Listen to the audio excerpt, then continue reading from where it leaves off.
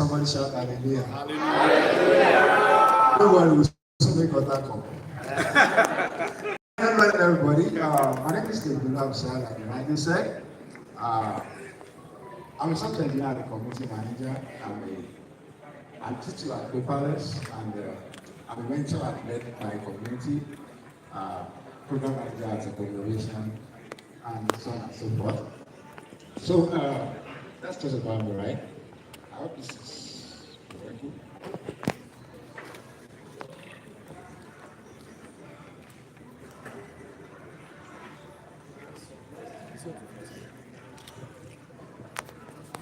So how does this work in this? Is it good?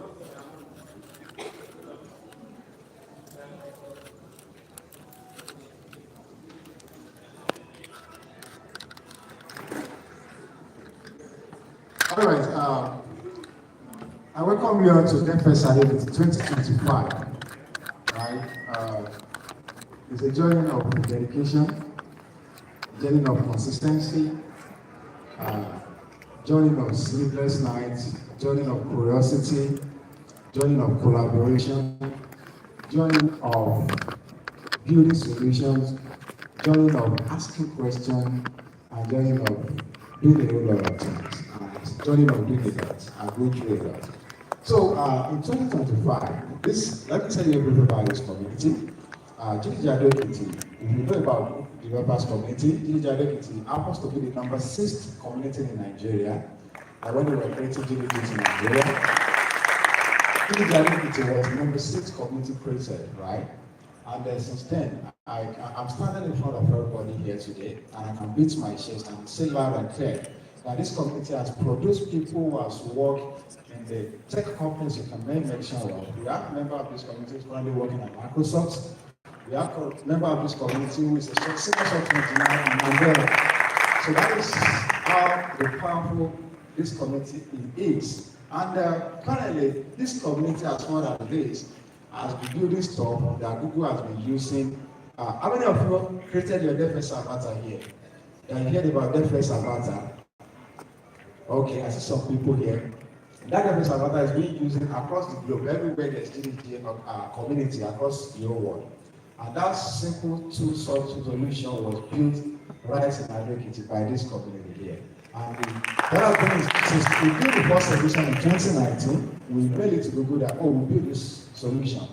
They look at it, they adopted it. In 2020, they sent us a mail that we should update to meet up with the latest version of the team and the assets. It has been a continuous like that. I think we missed out in 2024, but we bring it back in 2025 and continue like that. So let us celebrate this community, please. So this year, we know we are in the era of artificial intelligence, and this is a Google community event, and we tag this year. Everybody can see. Hello, Gemini. Let's build for Kitty. Okay, yeah. Okay, I think it's working now. Thank you. So yeah, hey Gemini, let's build for Kitty. I need to talk about artificial intelligence. Like I said, in the old era, our parents work in miles, but now we have a conversation. That's the difference. Remember the olden days, if you want to reach out to your neighbors or your relative in another state, you definitely have to write a letter, send it to the post office, wait for like 3, 4, 5 months before you get the response. You have to go and keep checking on and on. But today, you can see that in the front, as we are here now, you can call somebody in the US and have a conversation. But in the early days, that can take like 6 to 8 months, right? That's what we're talking about. Technology is evolving, right? And as technology is evolving, the question is, are we also evolving? Are we just a consumer, or we are the builder, right? I put an illustration here, the mechanic son.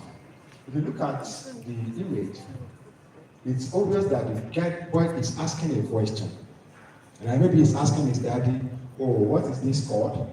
Or how is this made? What is this meant for? You know, it's a game of asking questions, right? Probably, and I know you can see the demonstration of his father there, or maybe his boss, or his mentor, or his whatever it can be. You can see the demonstration he makes is explaining things to him, right? So what I'm trying to explain here is all you just need to do is take your maybe your phone or your system and ask a question. Hey Gemini, hello Gemini, what is this? What is that? And you get the right answer to what you are doing. And you get the right answer to what you are doing. So from I don't know to hey Gemini, like I said, even as a student, as anything, all you just need to ask a question. Ask a question.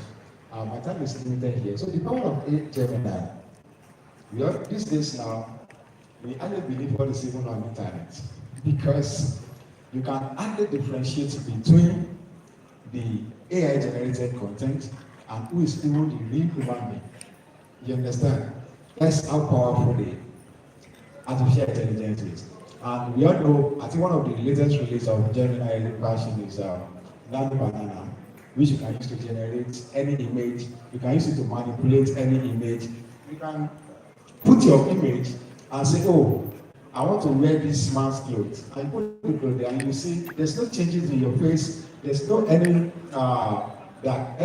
traces that can make it look like this is artificial generated content. So that's how powerful this is. So yeah, that's how powerful the Gemini is. And then this is part of where we are. If it's a problem, if it's an opportunity, right? You see problem, I see opportunity. For every challenges you see, it's an opportunity waiting, it's an app waiting to be built. For every problem you can think of, it's a solution waiting to be coded, right? When you are, at least I'm very sure all of us here have WhatsApp on our phone. All of us have Facebook, we have Instagram, we have Twitter, we have the rest. So all those things were built by some companies outside Nigeria. So when do we want to start building our own solution for Adoekiti? This is not the talk of Silicon Valley. This is not the talk of what is happening abroad. This is our own here. When are we going to start? And there's no time better than now. Running over my slide before they push me out of this stage. This is not supporting my career anymore. And somebody help me push it from there. Okay, yeah, the student who asks question, there are a lot of artificial intelligence out there now that can help you answer several questions, right? Even if you are within the Google ecosystem, if you make use of notebook LM, all those things, he has everything you need. And from consumer to creators, yeah, we have been consuming different solutions built by other people when I will start building us. And your first step is start asking, what is the problem around my area? Then how can I build a solution for it? And the evolution, the capital, learn, consume, then creating and innovating. Thank you. Your assignment is ask Gemini one question today, build one thing this month, change one life this year.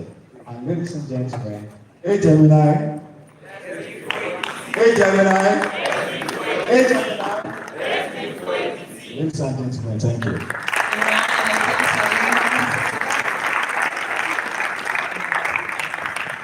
Please, can you go back to the slide before this?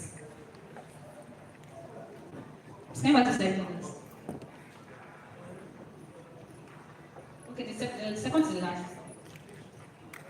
Where he said you ask Gemini a question. Did you guys not listen to him when he was speaking, when he was introducing himself? Or introducing his own? Hey Gemini. Are you listening to him? Yeah. Are you paying attention? Please don't drop your energy, don't drop your energy, don't drop your energy. He said, pick up your phone and ask Gemini a question. So he gave us an assignment, and we're going to do that while I introduce our very, very, very, very, very first speaker for DevFest 2025. So pick up your phone and ask Gemini a question. Hey Gemini, who is Lobeta Folario? Hey Gemini, where am I right now? Hey Gemini, what's your favorite food? I don't know if Gemini will answer you. Hey Gemini, just ask Gemini a question so that we can just rush through the assignment he gave us. So please, a round of applause for David Olabusayo once again. A round of applause for him. So our very first speaker is Daniel Chukura, and he'll be taking us this topic, the role of design systems in agile development, speeding up delivery. Did you hear what I said? Yeah. Did you hear what I said? Yes. The role of design systems in agile development, speeding up delivery. So I'll just quickly run through his bio. Daniel Chukura is a senior software developer with over 6 years of experience building secure, scalable, and user-friendly web and mobile applications across fintech, banking, and open source communities. He specializes in React, Next.js, React Native, and TypeScript, and has a strong track record of delivering products used by millions across West and Central Africa. His work is at the intersection of technology, security, and human experience. Beyond his full-time job, he contributes to open source projects like I don't know the pronunciation of this, Chaos and Wisdom, where he helps develop tools for ethical governance, impact measurement, and decentralized reputation systems. He cares deeply about building things that are not just functional, but also thoughtful, systems that are secure, inclusive, and designed to serve people well. He is also a published writer and advocate for ethical AI, accessibility, and responsible innovation in fast-moving environments. Daniel has been, while writing code or sharing ideas on stage, his goal is the same, to make technology more human, more impactful, and more equitable, one thoughtful decision at a time. So as I welcome Daniel Chukura on stage, I want you to cheer him up and to be excited for him. He's going to bishop so much value. A round of applause for Daniel Chukura. Please keep cheering him up. Come on, DevFest Adoekiti, you can do better now, come on.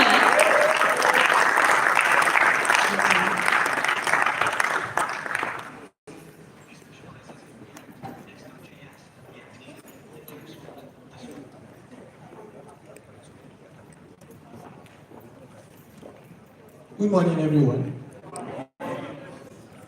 Good morning, everyone. Good morning. Yeah, I'm super excited to be here. I want to say a very big thank you to the organizers. Please, can you hear me? Okay, let me just be sure. So I want to say a very big thank you to the organizers for putting on such a beautiful program like this. So events like this don't just happen. It takes a lot of planning, a lot of hard work and commitment to be able to pull off such a program like this. So please, let's appreciate the organizers.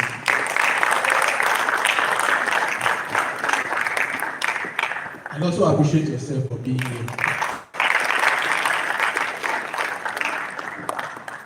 Okay, I'm looking for my slides to come. Okay, let's get to business. So, why this slide is coming up, the topic is the role of design system in agile development, speeding up delivery.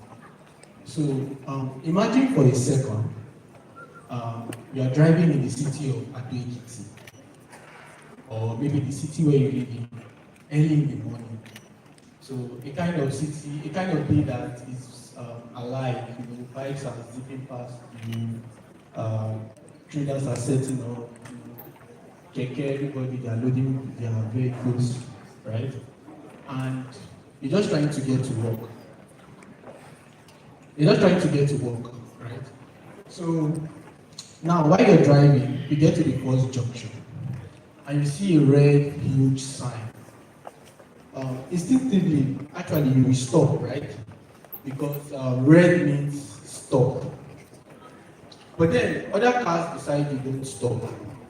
They all kept moving. And even the cars behind you, they are all, maybe the driver behind you is blowing, honking at you, yelling at you like, you are causing the traffic, leave the road. So you are surprised that what is going on? Red is supposed to mean stop, right? So maybe you shrug it off, right? Maybe it's a one-off thing, right? Now you continue driving, and you get to the next junction, like the next street rather. Now on that street, now the signs there are green, not red this time. Now this time people are stopping, they are not moving, and you are moving because green means keep moving, right? So you are surprised, what is going on in this city, right? You get to the next street again. Now, in this street, there is no sign at all. Everybody just doing whatever they like, right? Some turn left whenever they want to turn. Some turn right whenever they want to turn right. You know, people are just guessing. They're just figuring their way out. Now, imagine now you finally get to work. Then you now explain this ordeal to your colleague that this is what I went through coming to work. And your colleague now tells you, oh, the government has modernized it. So maybe red no longer means stop. Red means go carefully. And yellow no longer means caution, means go fast before it turns green. Then green means stop. So now imagine trying to drive in that kind of city where the environment is familiar, but then things don't behave the way you expect it to behave. It's going to be confusing, right? It's going to be frustrating for you. In fact, you stop reading those signs on the road.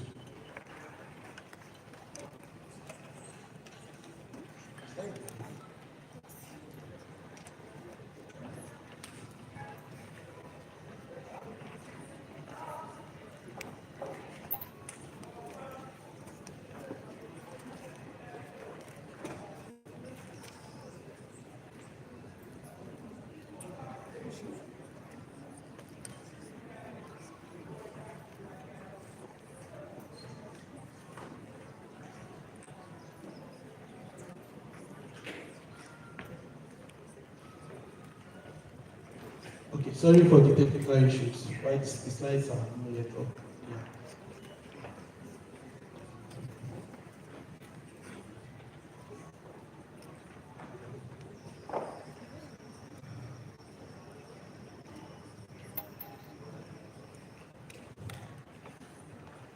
So as I was saying, so your colleague has explained to you that you've changed it, right? So I'm not trying to explain how it's frustrating trying to drive in a familiar environment where things look familiar, but it doesn't behave the way you expect it to behave. So most times, at that scenario, you stop obeying those signs and just driving based on your initiative, or maybe you are trying to most likely want to copy the driver on the road who you feel is most confident on the road. So now that's exactly how users feel. That's exactly how users feel when they use your product and your product changes unexpectedly. So maybe your pay button is different from the way it behaves. Your pay button, the way it looks and feel on the web, is completely different the way it looks and feel on your mobile, right? Or your fonts are just changing at maybe when the pages changes. Right, so there's no that harmony in the way things behave across your product. Yeah. So if over time users continue to use your product like that, what happens is that they get frustrated, most likely, or if it continues for a long time, they might move on to a better competitor. So my name is Daniel Chukura, and today I'll be walking us through how design system can help make collaboration smoother, how we can turn chaos into clarity, especially in an agile environment where things move fast. So agile is meant to help things move quickly. It's meant to help things move quickly, iterate, and respond to change, right? But then, when there's no a shared design language, that speed that agile gives you, just turns into chaos for you, right? So in our industry today, when people hear agile, what comes to mind first is fast. But let's be honest, when there's no structure on ground, it's actually just result to chaos. So agile helps you move quickly, but then only if someone else is moving in the right, only if everyone else is moving in the right direction. So many of us here today, developers, product designers, product managers might have used an app that maybe felt off at a point, no design consistency, right?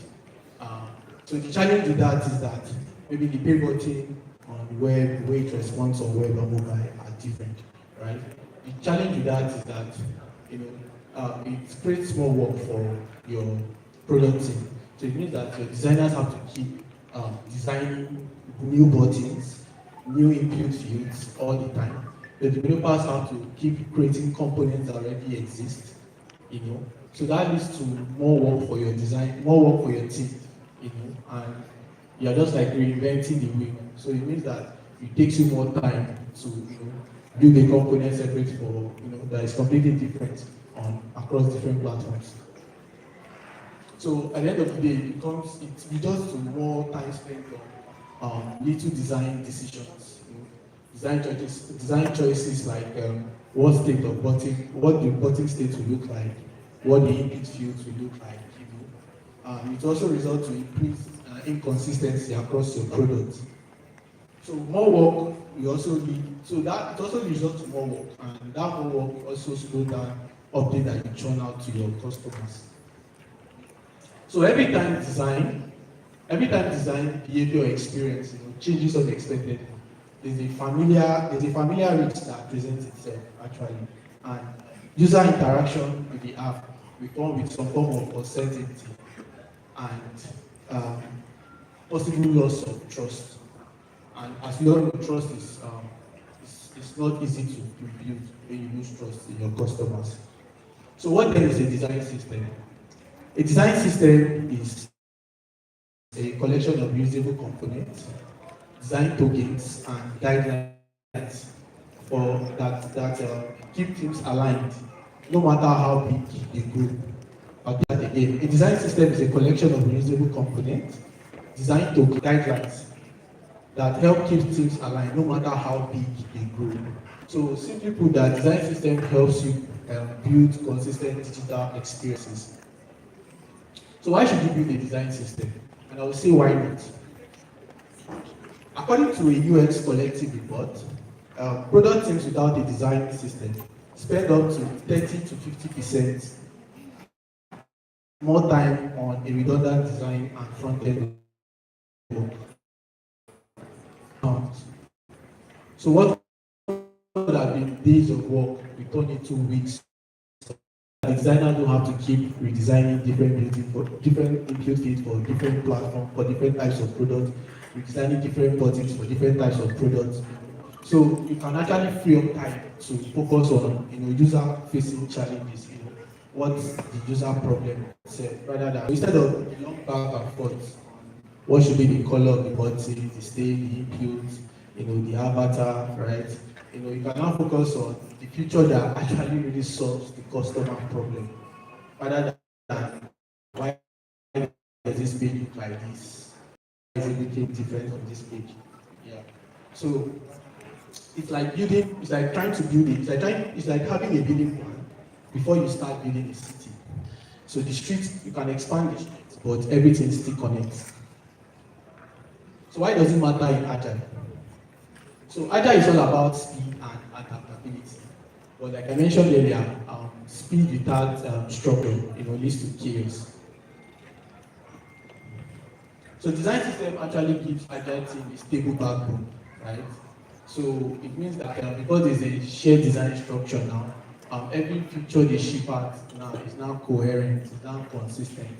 So any new feature they ship out, right, can now slot into the product without breaking anything.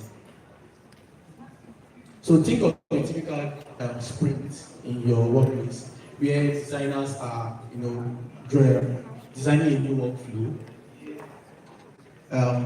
They are designing a new workflow, prototyping a new workflow, developers QA are testing at the same time, and product are also prioritizing what is important to them. Everything happens simultaneously, right? When there's no shared design structure, right, that overlap can lead to inconsistency.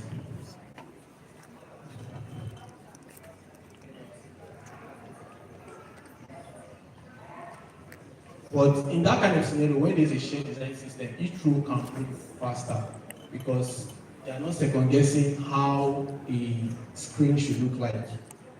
So, and the underrated part of having a design system is that it reduces decision fatigue for you. Those small design decisions on the state of a button, the input field validation, a lot of things. It frees up that time for everyone to be more productive and stop debating pixels. So Agile keeps you moving fast, but design system keeps you moving right. Now the big question is, how do you actually make a design system work inside an agile process?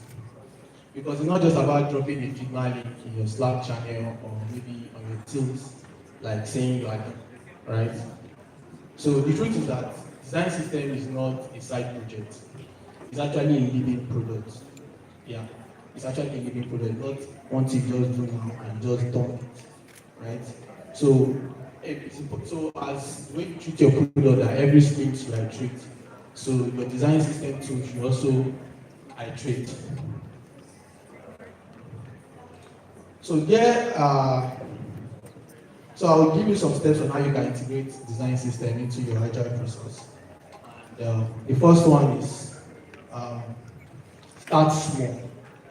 Use what you need, what you are using. So you don't have to wait till you have everything down, right? Start small. So the little ones you have, the buttons, the input field, start with those ones. Stay consistent. So let the design system actually evolve as your future is increasing. Another way is to assign ownership early.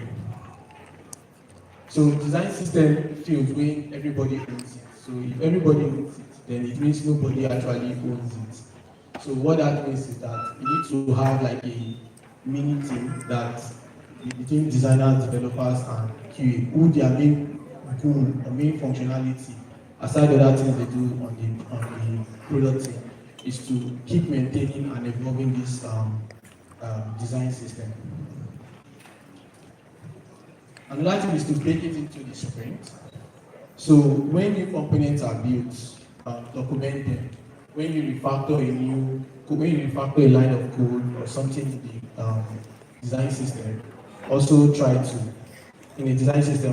to document them and push them fast. So you should be treated like as your sprint, as you are churning out stuff for your product in your sprint. So break it into your sprint so that it's not just like you want file that you kept somewhere, a side project. It's a living product that keeps evolving.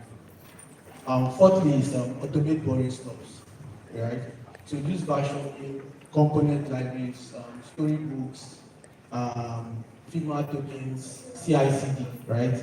To keep your product, to keep your design system synchronized with designs, with synchronizing your code and designs.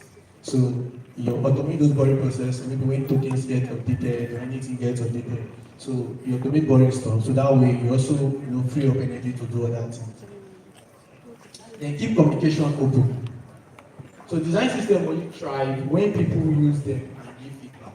So most times you should also try to have short sync between designers and developers to know what is actually working and what is not working. So that way people don't see it as an extra work because it's evolving. Yeah. So when you do that, people don't see that, they start feeling it like they start seeing it as an internal system, an invisible framework that makes everything faster. So how does this benefit the users? So everything we've talked about, consistency,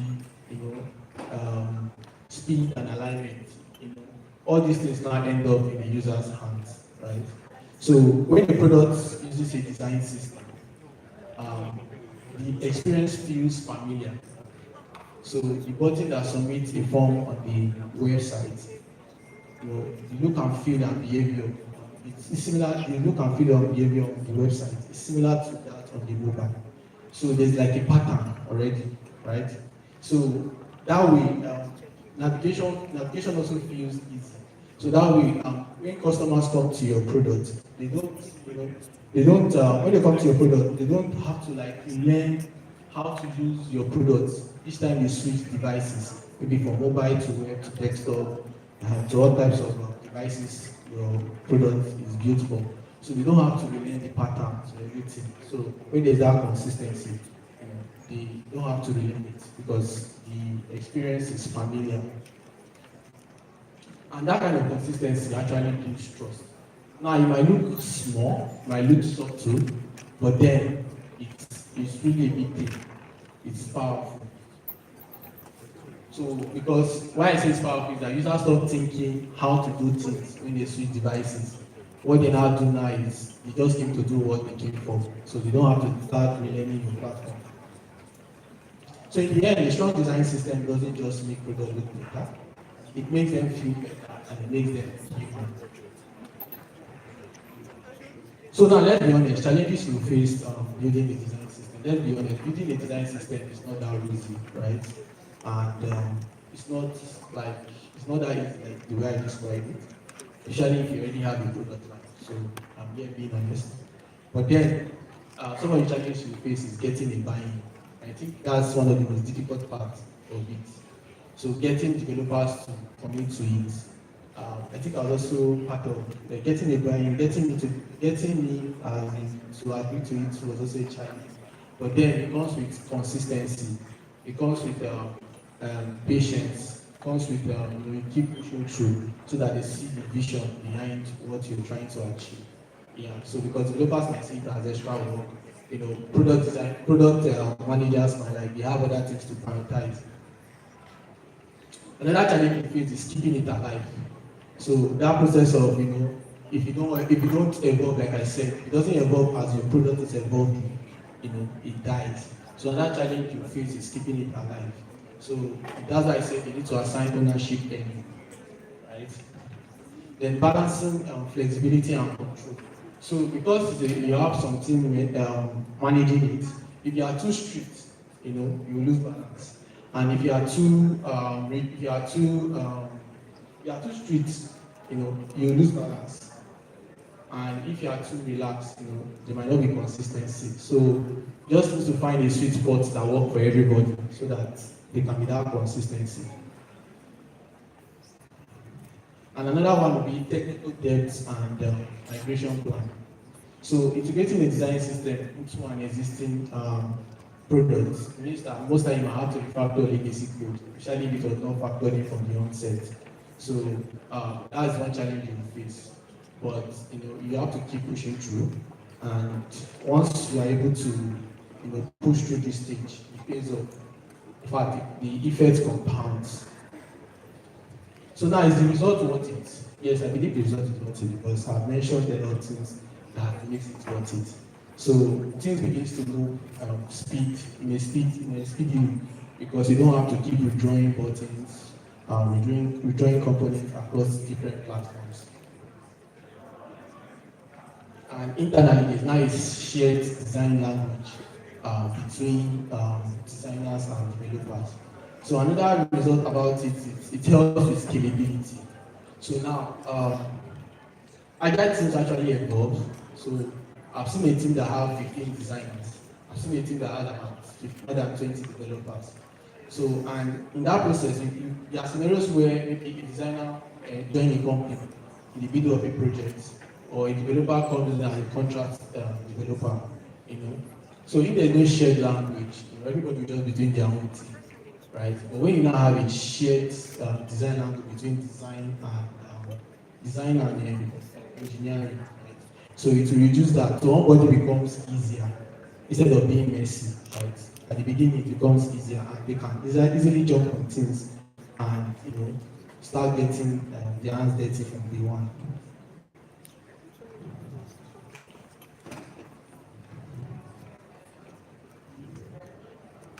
So there are some products you must have used that use this design system, right? Maybe unknowingly you don't really use them. Your popular products like WhatsApp, you can see the consistency across mobile, web, and desktop. You can see it on Slack, you can see it on Teams, on Telegram, even on some of our Nigerian products like MoneyPoint, Kuda, Optimus by Happy Invest, Carrywise, and other products out there. Not promoting it, just giving examples. So the key takeaway I want you guys to take away from this is this: that if you remember anything today, is that design systems are not about control. Yeah, they are about clarity. And consistency builds trust.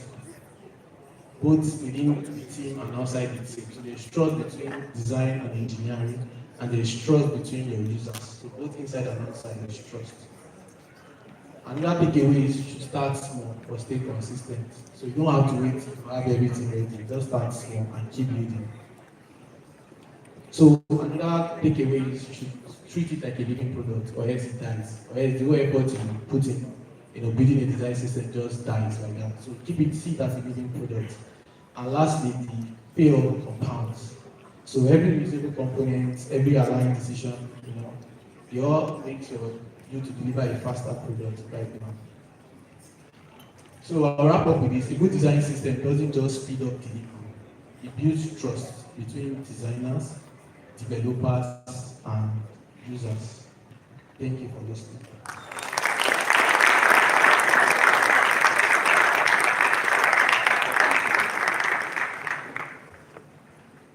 Does anybody have any questions?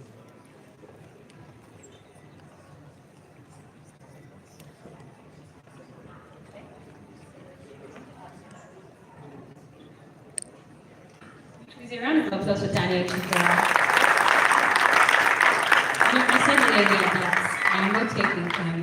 So when he was saying design system, by the way, my profession, apart from the fact I'm a corporate event host, I'm in the legal profession. That makes I'm a lawyer in training.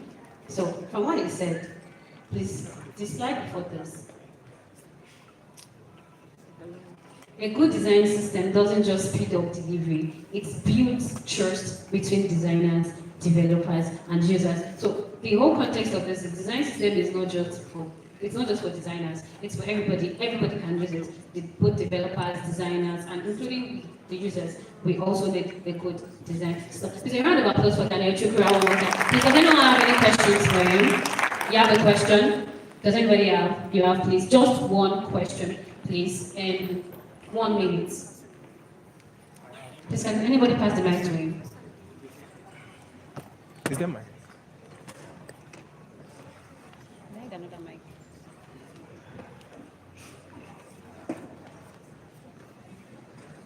Please, just 1 minute. Good morning, everyone. Good morning. Respond now. Hold on. Good morning, everyone. Good morning. Our energy is low. I don't like that. You know, I have issues with our energy, right? Right? Yeah. Right? Yeah. DevFest Adoekiti. Everybody will stand up. DevFest Adoekiti. I've always said it. You're supposed to say DevFest. When I came here, I don't know if I'm stressing my voice. Can you hear me? Yeah. So when I came here the first time, there's a notion about tech people. Tech people, I heard that you guys are very boring. That is what I heard. And I promise you, people are not even beating the allegations. So every single time I say DevFest Adoekiti, please respond to me so that you guys will beat the allegations. DevFest Adoekiti. Oh, DevFest, yeah, don't eat me. I will sue all of you. I'm a lawyer in training. I will sue all of you. DevFest. Did you just ask me for evidence? So, do you want me to please ask your question? So my question is, with the rise of AI, I am a developer too, so I use a lot of design systems like way back. But with the rise of AI, I stopped using them because they felt slow. So now I just prompt the AI to give me to make all my designs use the same theme, the same system, instead of having to read the docs for a certain design system or stuff like that. So what do you think? Will AI eventually just kill design system, or will it still be of use at the point? That's my question. Is there a round of applause for him now?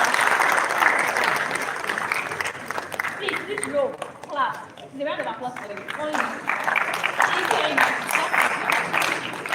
Please. Thank you. Thank you for that question. It's an interesting question, especially with the rise of AI. So I'll answer the question this way. So your question, let me just reiterate to be sure I got your question. So your question is, are you listening? Yeah. Your question is with AI now, the design. So the designers are going to work with on the product. Any new design, any old designers, they can just come. They will use the templates that is on ground. They use it to create the product. They will not have to start designing again. The developers too, they'll be able to use the components. They'll be able to use the code from the components directly without having to, code it again. So it's very, it makes work very easy, very straight to the point. You don't have to stress yourself. And it also makes onboarding easy. Because if there's a product, you are working in a company, as a newbie in the company, you will need to learn the culture and everything, all the products you are working on. So instead of you trying to just look for the stress of how does this thing work, design system which reduces it. So you just have to go with the flow, go with what is on ground, and you'll be okay. Please, a round of applause for you. So what's your name? So every time you want to answer a question, the first thing you do is you tell us your name and you tell us what you do. Did you do that? My name is Absaman, I'm a product designer. Thank you very much for that. Please, yeah.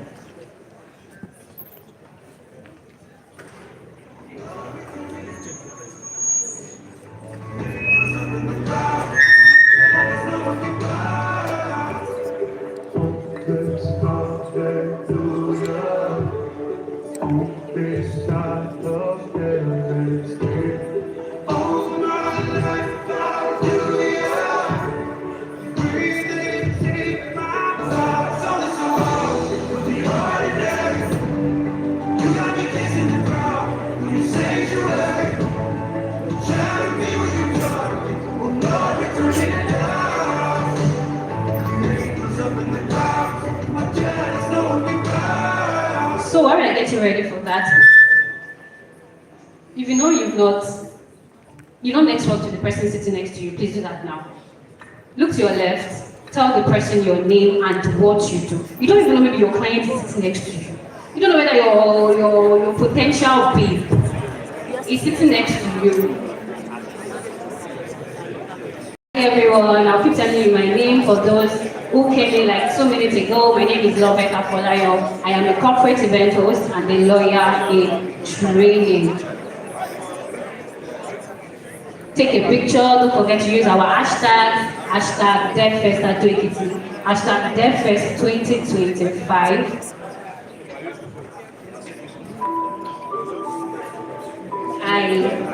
What's your name? Eh? Wisdom, what do you do? You are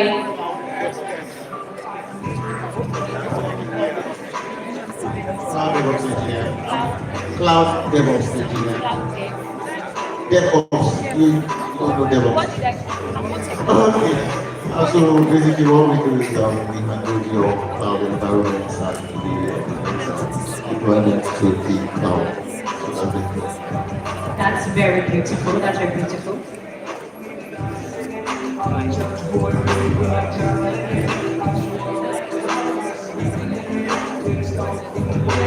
Alright, thank you, Mr. DJ. DevFest! DevFest! DevFest! Alright, so that's more like it. Please put your hands together for yourselves. Put your hands together for yourselves. First of all, we apologize for the little itch we had. I mean, even at the age that we have, AI isn't exactly as perfect as we would love it to be. But then we're putting everything together to ensure that things are back on track fully. They are back on track fully. So right about now, like I said, we designed this festival to be as inclusive and as accommodative as possible, right? So that everybody gets something out of it and it caters to everybody, right? And over the years, one of the most, how do I say it? I'm trying to look for the word, right? I'm trying to look for the word, but what I'm driving at is the fact that we have factored our ladies, our women in tech, very much into this event. Please, can you put your hands together for the women in the building? Celebrate yourselves now. You people are not small. Okay. A lot of women have been breaking grounds and breaking boundaries in the tech industry over the past few years, and it's high time that we actually recognize and spotlight them. And that's why today we have designed a special private event exclusive for women. Exclusive for women again. And that will be starting in about 5 minutes. So in a few, we're going to have the protocol and ushers direct our ladies to the room where the women tech makers event will be happening. But before that, we want to make a quick announcement. Much later, or anytime you want, we'll be going for a break. And I'm being told there's a vendor just out there that you can patronize in case you want stuff for refreshments, popcorn, drinks, food, whatever delights you. You can patronize them for that. And also, I'm being told that a number of us did make orders and place orders for DevFest swags. I mean, our swags are like the best in town, right? So I've been asked, let's just keep calm. The announcement as to when and how you can pick it up will be made soon. But before we proceed, we want to do a quick shout out to very important people. These are folks, individuals, companies, and organizations who have worked together with us to ensure that this event holds. So we're calling them out now, you should recognize, and for each one we call, please put your hands together and share them. These are sponsors and partners that have made DevFest Adoekiti happen. Data now. Put your hands together for Data now.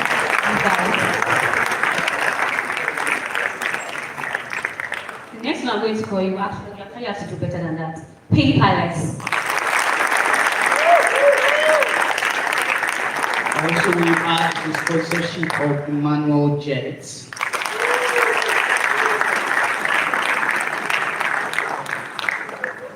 Google Developer Groups on campus. Boesti! Come on, give it up for yourself. Also, a big thank you to BBK Clothing Store. Thanks for your support.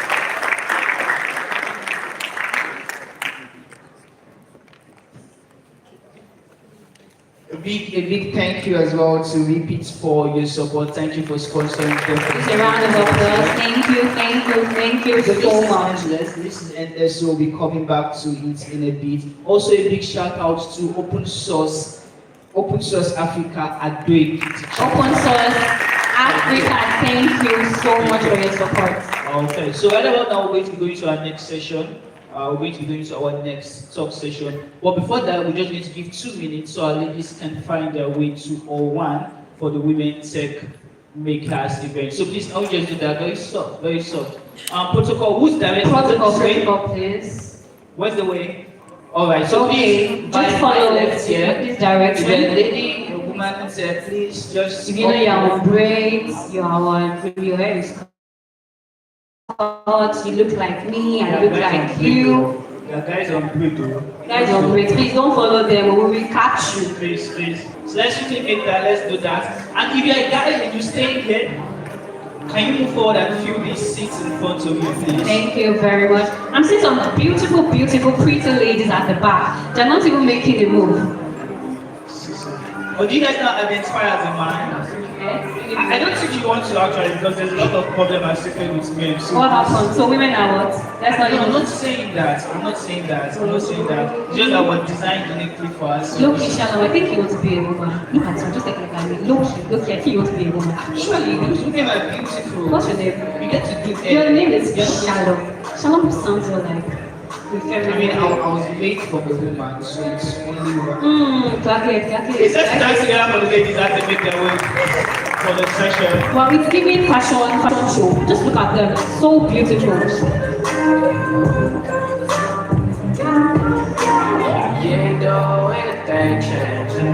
Is there any pretty lady that is still sitting except me? Okay, so our next session now, we're going to be talking about chaos to clarity, designing AI experiences that summarize, contextualize, and act for product teams. And our speaker for this session creates accessible user-centered experiences. Thank you. Create accessible user-centered experiences that simplifies user needs and business processes. In the past 5 years, he has honed his expertise in driving impact by utilizing innovative technologies, strategic design planning, and efficient product design operations with startups and companies like Andela. Please put your hands together as a welcome a product designer at Luna AI, talking on chaos to clarity, Gabriel. I feel guys should have more energy than this. Please don't disappoint me. A round of applause for him. Cheer him up, celebrating. Keep it going, keep it going, keep it going.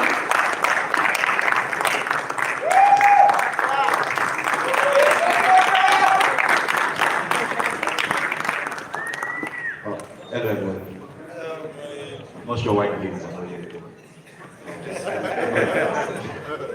So my name is Gabriel Yama, a product designer at Luna AI. Sorry, wait 1 second. Okay, so I'm a product designer at Luna AI. So basically what we do at Luna is we basically is a product management solution, right? What we do is we build products for product owners, product managers, basically, right? And Luna, we give product owners visibility into their reports, into their reports, visibility into risk, visibility into the overall workload of the team, basically. Sorry, can I guess that?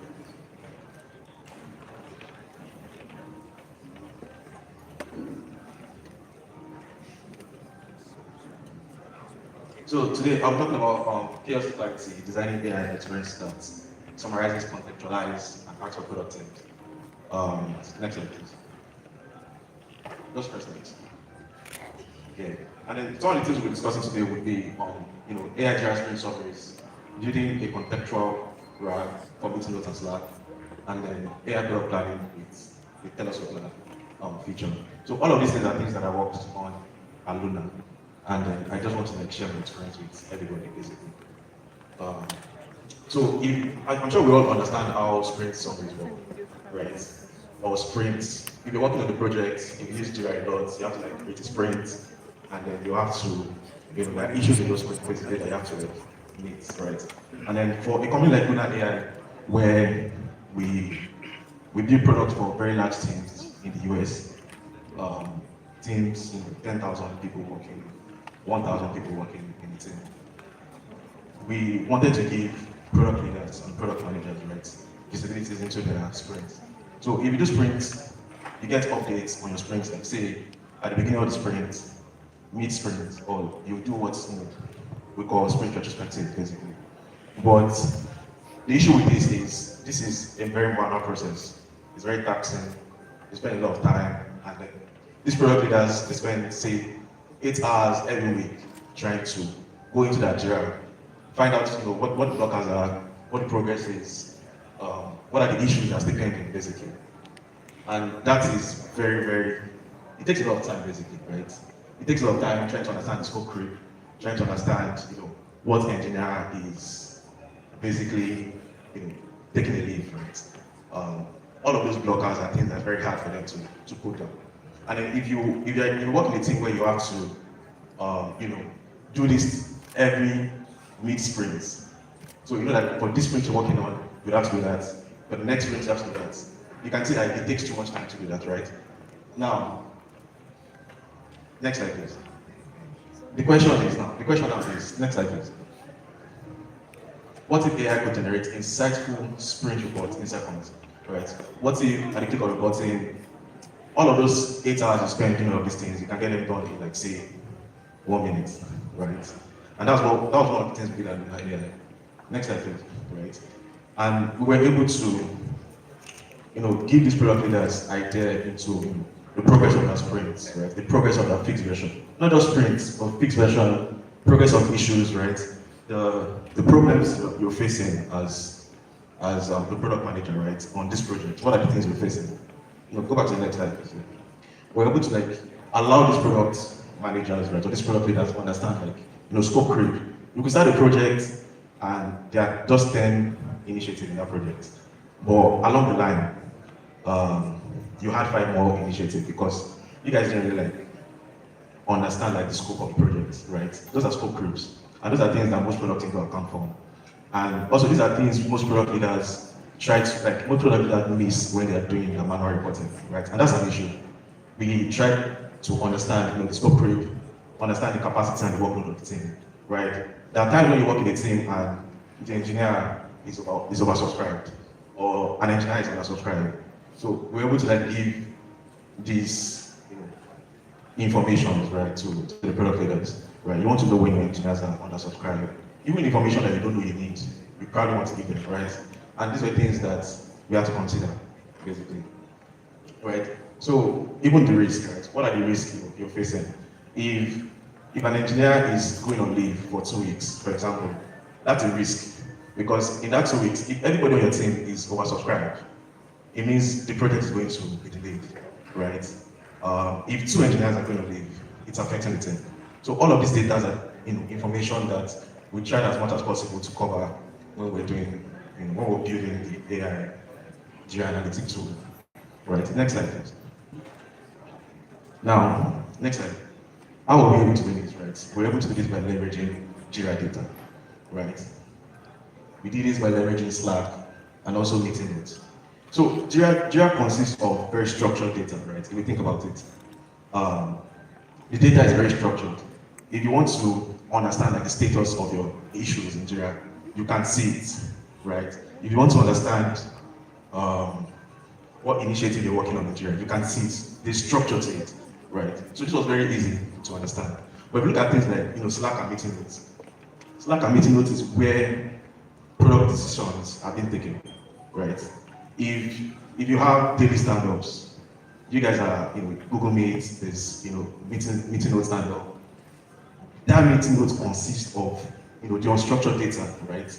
It's not just about considering just the Jira data alone. The unstructured data is to matter basically, right? Even in your Slack, you chat every day on Slack. That's where decisions are taken. Oh, let's not work on this. Let's work on this. Oh, this product is at risk. This is on track, right? All of those things mostly happen outside of Jira. Now, next slide. We were able to consider all of this, right? And then we fed this information to the LLM, right? Now, these models were able to come up with a very concise and actionable summaries for these product leaders, right? So it's very easy for product leaders to use the AI basically, right, and generate very concise summaries. And that was like the end goal. If you think about it. Previous slide, please. Okay, the next slide. Now, some of the key insights that were gotten from some of the key insights that were gotten is like progress. Like I mentioned, how many work was completed, how many issues or initiatives are still on track, pending, right? Things like the team capacity that I spoke about, and then timeline risk, right? The work is delayed, it's a risk, it's gonna affect the time, right? We're able to come up all of these insights and also allow these product managers or product owners, right, to customize their reports, right? If they wanted the AI to sound a certain way, they could do all of these things, right? But what we're trying to do was give them a particular structure, right? Because if you think about it, one of the issues that we're facing is there's a lot of their reports we're using different templates on the reports, right? It was not organized, it was not unique basically. We're using different templates and they were trying to like eliminate all of that, right? And then because we're using different templates, it was very hard to understand what's at risk, what's on track, the progress, right? So we gave them all of these key insights, right? You could get a progress. If there are other insights you want to get, right, you could feed it to the AI and then you'll be able to generate it, basically. Next slide, please.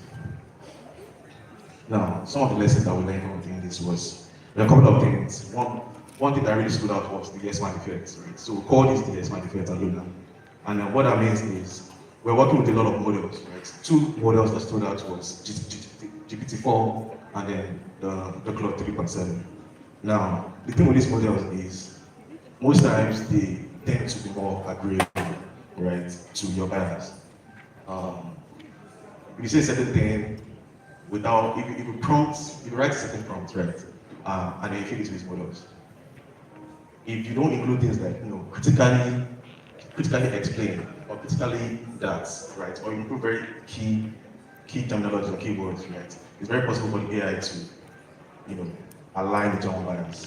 And then what that means is it's not going to be precise, right? So one of the things that we did was we did a lot of LLM testing, right, with different models. And we found out that the cloud 3.7 was a bit more aggressive, right, in giving feedback, right? It was very objective, right, when generating an output, right? I mean, unlike the GPT-4, you could say something and then it's just gonna agree with you and say, okay, yeah, this is it, right? But then when you do your own testing, the time it's not all that accurate.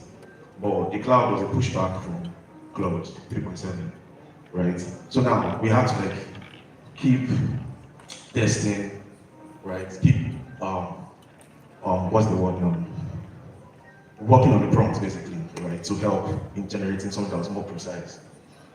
Another thing was, another lesson we learned was to audit input data. So we're working with Jira. There's a lot of Jira data that we're working on, right? And then at some point we thought the problem was with our prompt, and we had to keep, iterating on the prompt. Okay, what's going on? Keep iterating on the prompt. But then we saw that there was very little progress that was made, right?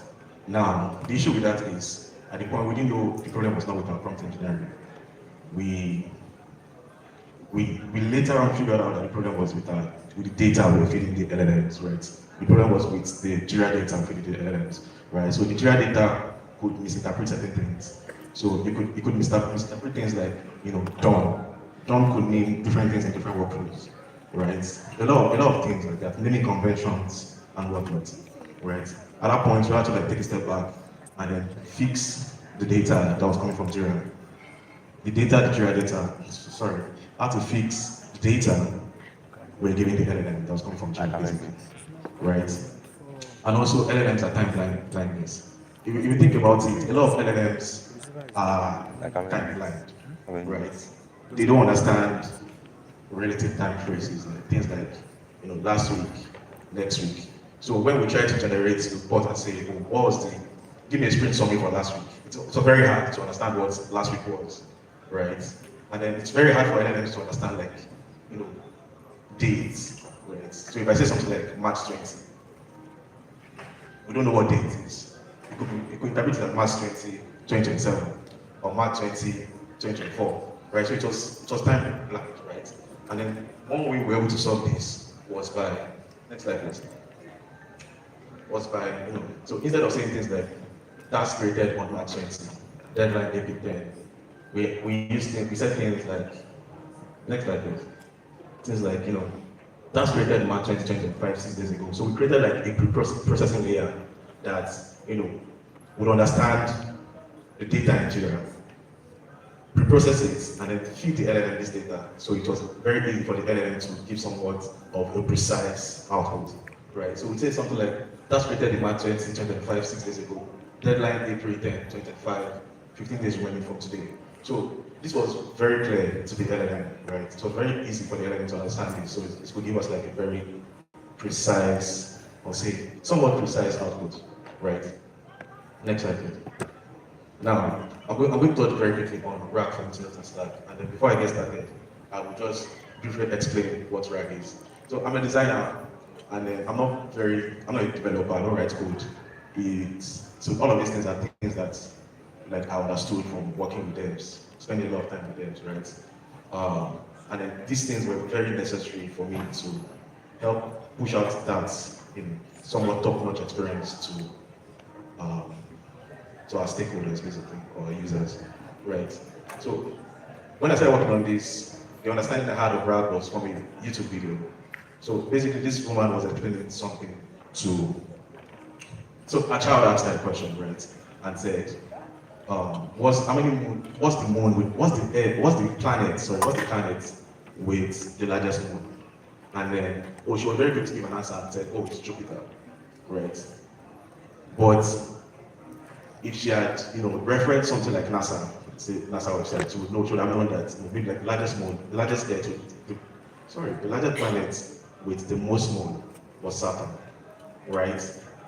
But now she didn't do that. So that's the way LLM works, right? So when these LLMs are created, they are pumped with data, right? They are trained with data, and it's based on that data that's gotten that they use to give you an output, right? That's like the idea.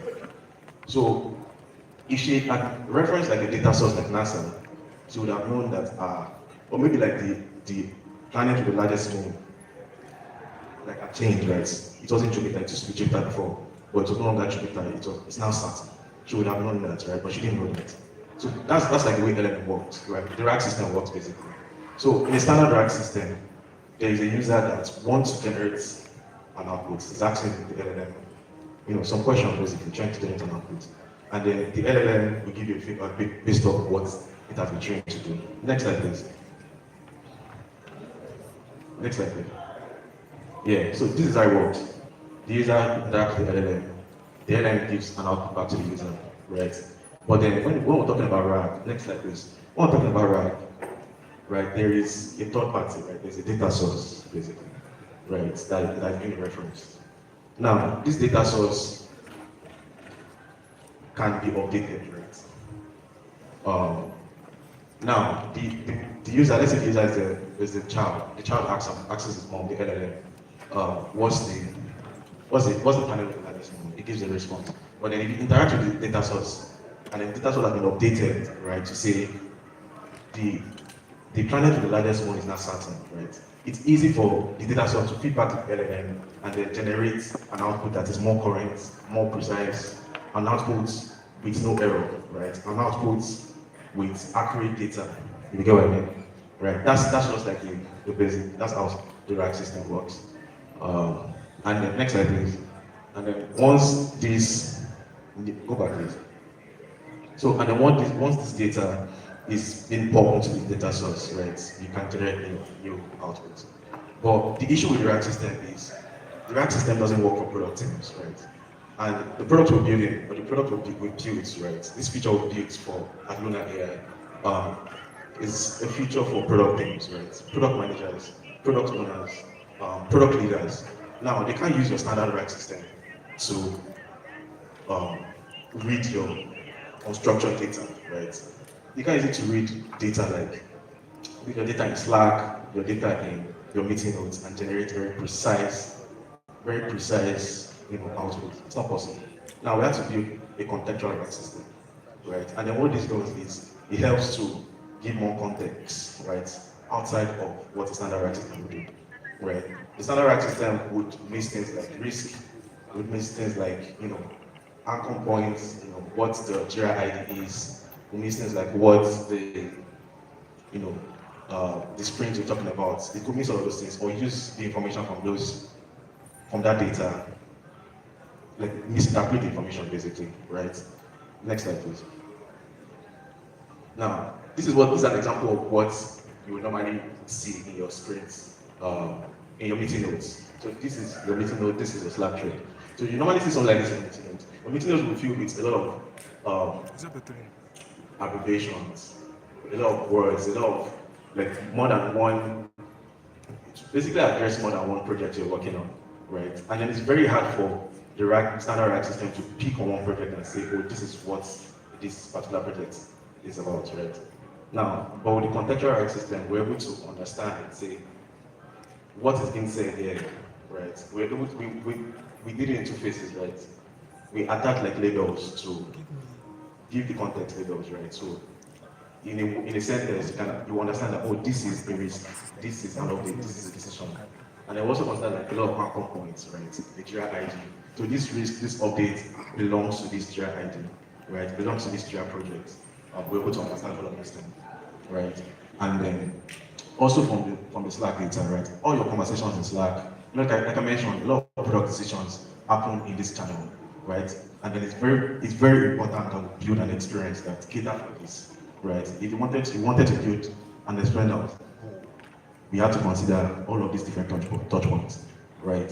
In your Slack also, you can push the Slack conversation into the RAG system that will build on Luna, right? Because the rack system built on Luna allows for the human to be at the center of everything, right? You know, when we're talking about AI, it's not enough to just build AI tools and say this is it. You want to give users the upper hand, right? You want to keep your users in the loop. So when we build this React system, it was important for, aside from the content in this channel enriching like the LLMs, it was also important for the users to take control, give more context, right, on Luna by themselves, right? They could enrich this data and say, this is the Jira ID, this is the project, right? They can map this to some of the labels that the LLM have generated, that the React system have generated, basically, right? Next slide, please.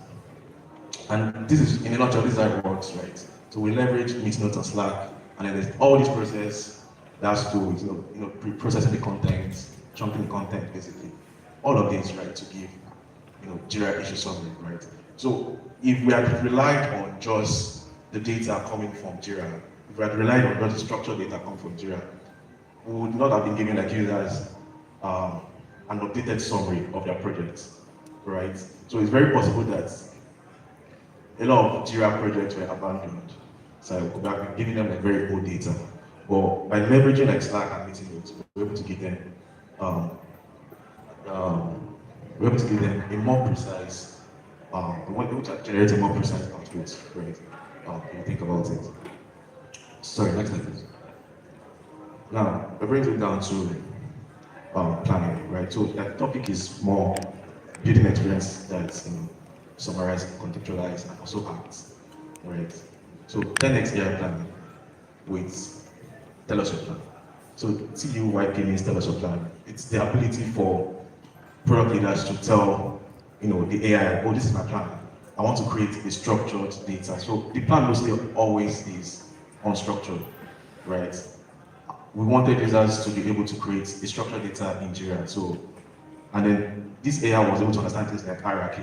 Oh, I want to be able to create an objective, key results, initiative, story, epic stories, tasks, basically all of those things, right, in Jira. So we were able to use the tell us your plan feature to address this, basically, right? So with the 1x product planning, there is always, it requires like a lot of manual tasks, right? Manual efforts, sorry. It requires a lot of manual effort. You have to, write or type in your epics, right, in Jira.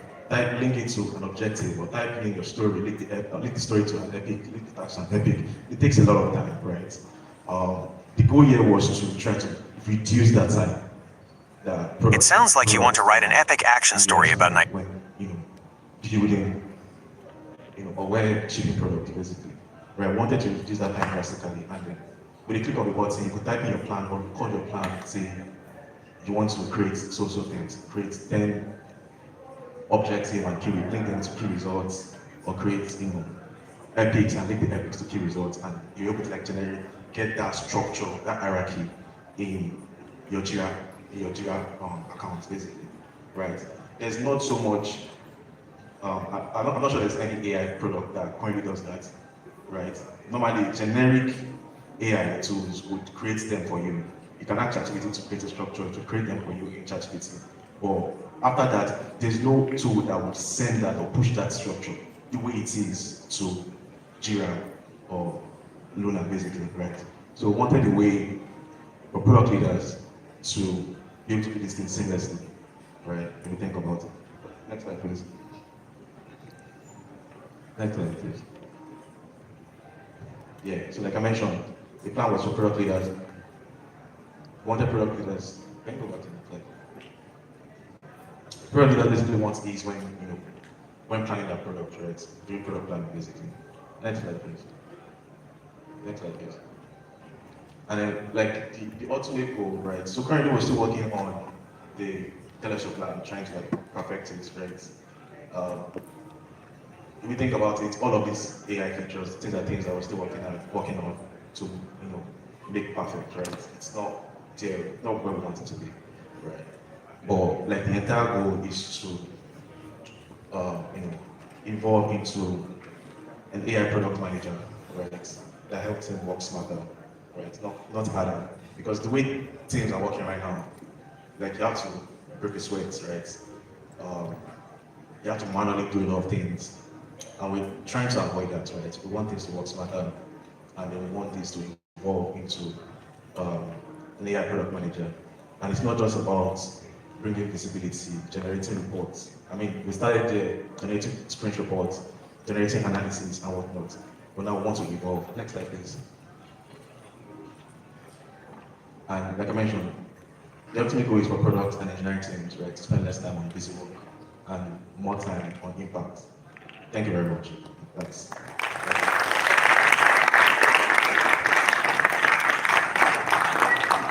Can we take more questions? You guys okay? Do you have anybody with a question for Gibor quickly? All right. So we'll just take two. I have one in front here. Anybody else? Anyone else? Going. All right. Okay. So quickly. Thank you very much. First of all, I must commend that presentation. That was a very good presentation. Okay, my question is like this. First of all, there was a time you were talking about capacity planning, something has to do with AI. So I want to really understand what metric or what data does the AI get from Jira that can determine the resources available. And I know that this can be deterministic when it comes to new systems. Okay, should you, because I know that there are some third-party applications that you can integrate into Jira that can probably tag them, that can track your time, your sheets and all, and determine, okay, these products are done from your Jira tickets, these products are still in progress. And I want to really understand So thank you so much. So when we were working on Luna, there was a two-way integration, two-way sync between Luna and Jira, right? So there are a lot of features that Luna had, right? So we had this feature called capacity planning, and then for capacity planning, you could give certain points, right, to your team, right? Say points, you're using a point-based system, right? Give certain points to your team and say, for you, sorry, what's your name? Wisdom. Say for you, Wisdom, you have 20 points, right? And 20 points could be translated into weeks or days, right? And then say for me, Gabriel, I have 30 points. So now I know how much capacity I have, right, as an individual. Now, if you're working on, so one thing we did, we allowed users to be able to push, because Luna is not Jira. Luna is, we built something on top of what Jira does, right? Ability to give insights and whatnot. So it's like an added advantage. So we allowed users to be able to link Jira to Luna and then push their initiatives into Luna, right? So now the good thing with the roadmap view in Luna is you can add users or participants to an initiative or an issue, right? So you have 20 points, I have 25 points. Let's say we're working on an issue, right? And then for that issue, we're going to, that issue is allocated 40 points. Now, and there were only 2 participants working on that issue. We can work on that issue because we have a total of 45 points, right? So you have 20, you have 25. At that point, you are oversubscribed, right? I am still, I'm not undersubscribed, I'm not oversubscribed because I still have 5 extra points, so I can work on that project. So that way we're able to calculate how much of a capacity you have and I have, right? What do you say? Where do you get that point from? What gives that point? Oh, you know that you customize it yourself. You set it basically, right, with the capacity planning feature. So you're able to allocate certain points to certain individuals or your team members basically. So that's what we use. So the planning itself happens on Luna, right? Because you've synced your project from Jira to Luna, you're able to now allocate 7 points on that project and assign users to it, right? So that is done on Luna. So because of that, we're able to still understand, feed that data to the LLM and then generate an output and say, Wisdom is oversubscribed, it can't work on this project. But if you're going on leave for 2 weeks, it's going to affect your point, basically. You get, because the point is time-based, like I mentioned. So it's going to affect you, and then the LLM can generate this data and say, this is what's happening. If Wisdom is oversubscribed, we need to find another engineer to cover for Wisdom. So one of the added advantage of this is there is AI recommendation that is done, right? What does AI recommend? And you as a user, you can still choose on Luna to accept this recommendation or reject it.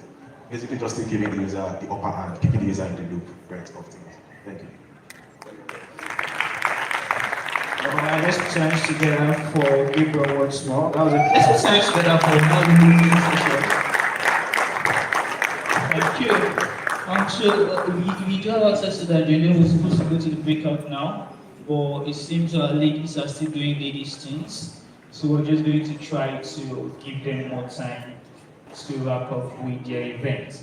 But quickly, we want to do a little bit of game, right? I know we divided into 4 rows, and I want to see who the sharpest, or which of the rows has the sharpest attendees. So we're going to display something on the screen, very simple. Okay, yeah, you have it all right. And oh no, the other one, not this. Okay. So right after that, we're going to our panel session. But quickly before that, how are you enjoying the event so far?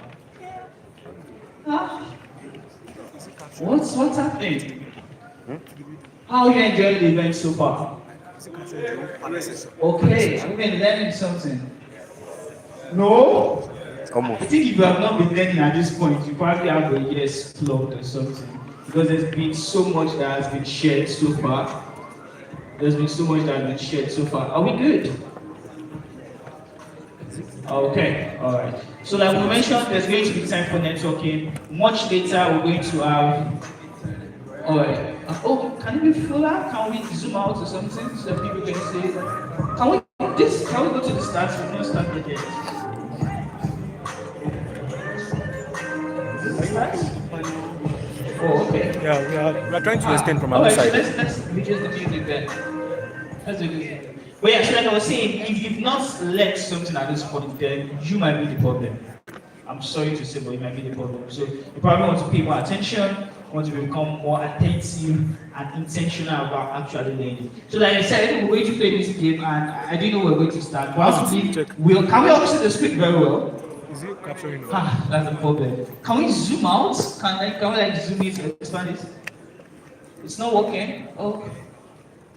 Is there a way to do it? Okay, I think that's much better. It needs to be a little more, so that it's more fuller. So, okay.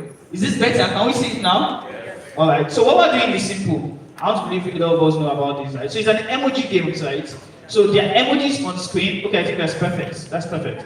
The emojis on screen, and your job is to try to guess what that emoji describes. So like I said, we're going to do it rows by rows. I was starting with my guys here, right? So they will move row per row. So you get it, you win your row points. If you don't, you get to close your eyes. Do we all understand?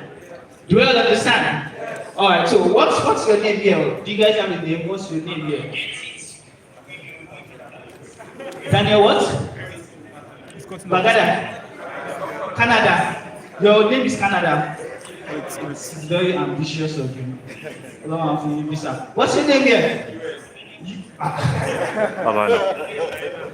What's your name here? You are undecided. What's your name? You are not traveling out. You don't know your name. What's your name here? Sorry? Dubai? Nigerian? Okay, alright, so we're going to start with Canada. What does this emoji depict? Canada.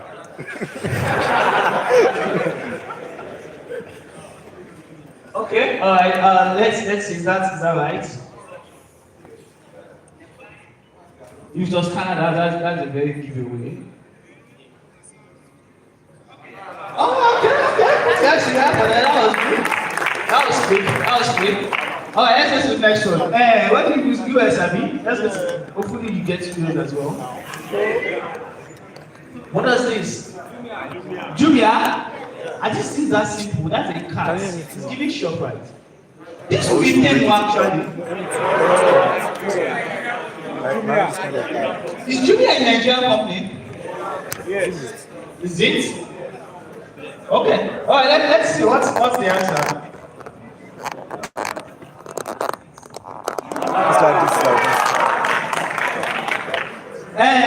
You, I don't know where you're going. Let's have the next one. Quickly. Okay.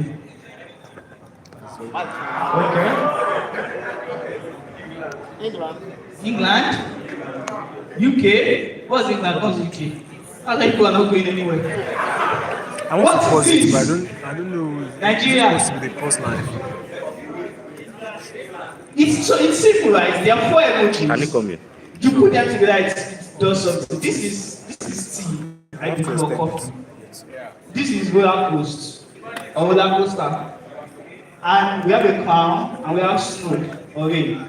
So putting them together, what could that be? What could it represent? Yeah? England. England, United Kingdom. Same thing. Australia. Who said Australia? So what's your answer? Everybody in England, Abi? They have a point, they have a point. Let's see what does this represent.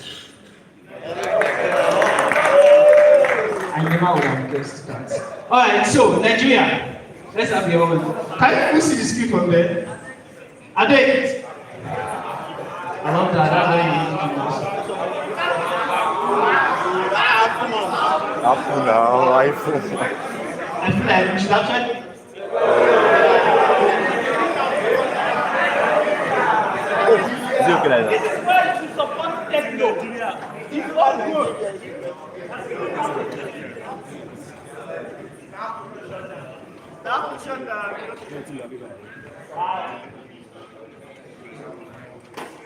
Well, those things are actually simple. Is it what? Hmm? You should use Google. Don't go. I think it was pretty much simple. There was spam. The only thing you have to do is from your own side there, is it not? Well, From your own side is not capturing. I mean, there was spam. And which other nation? It should capture like this. Yes, Spam or where? like this. I'm sorry, nobody knows you. I'm sorry. Then this is my ear. How do you feel? Oh, it's just. It's where I want to pause. Well, I know, just apologize for that. Simple with you. Let's go with you. I will get it back. I hope our ladies will be able to join us now. I'm actually very interested in what they are.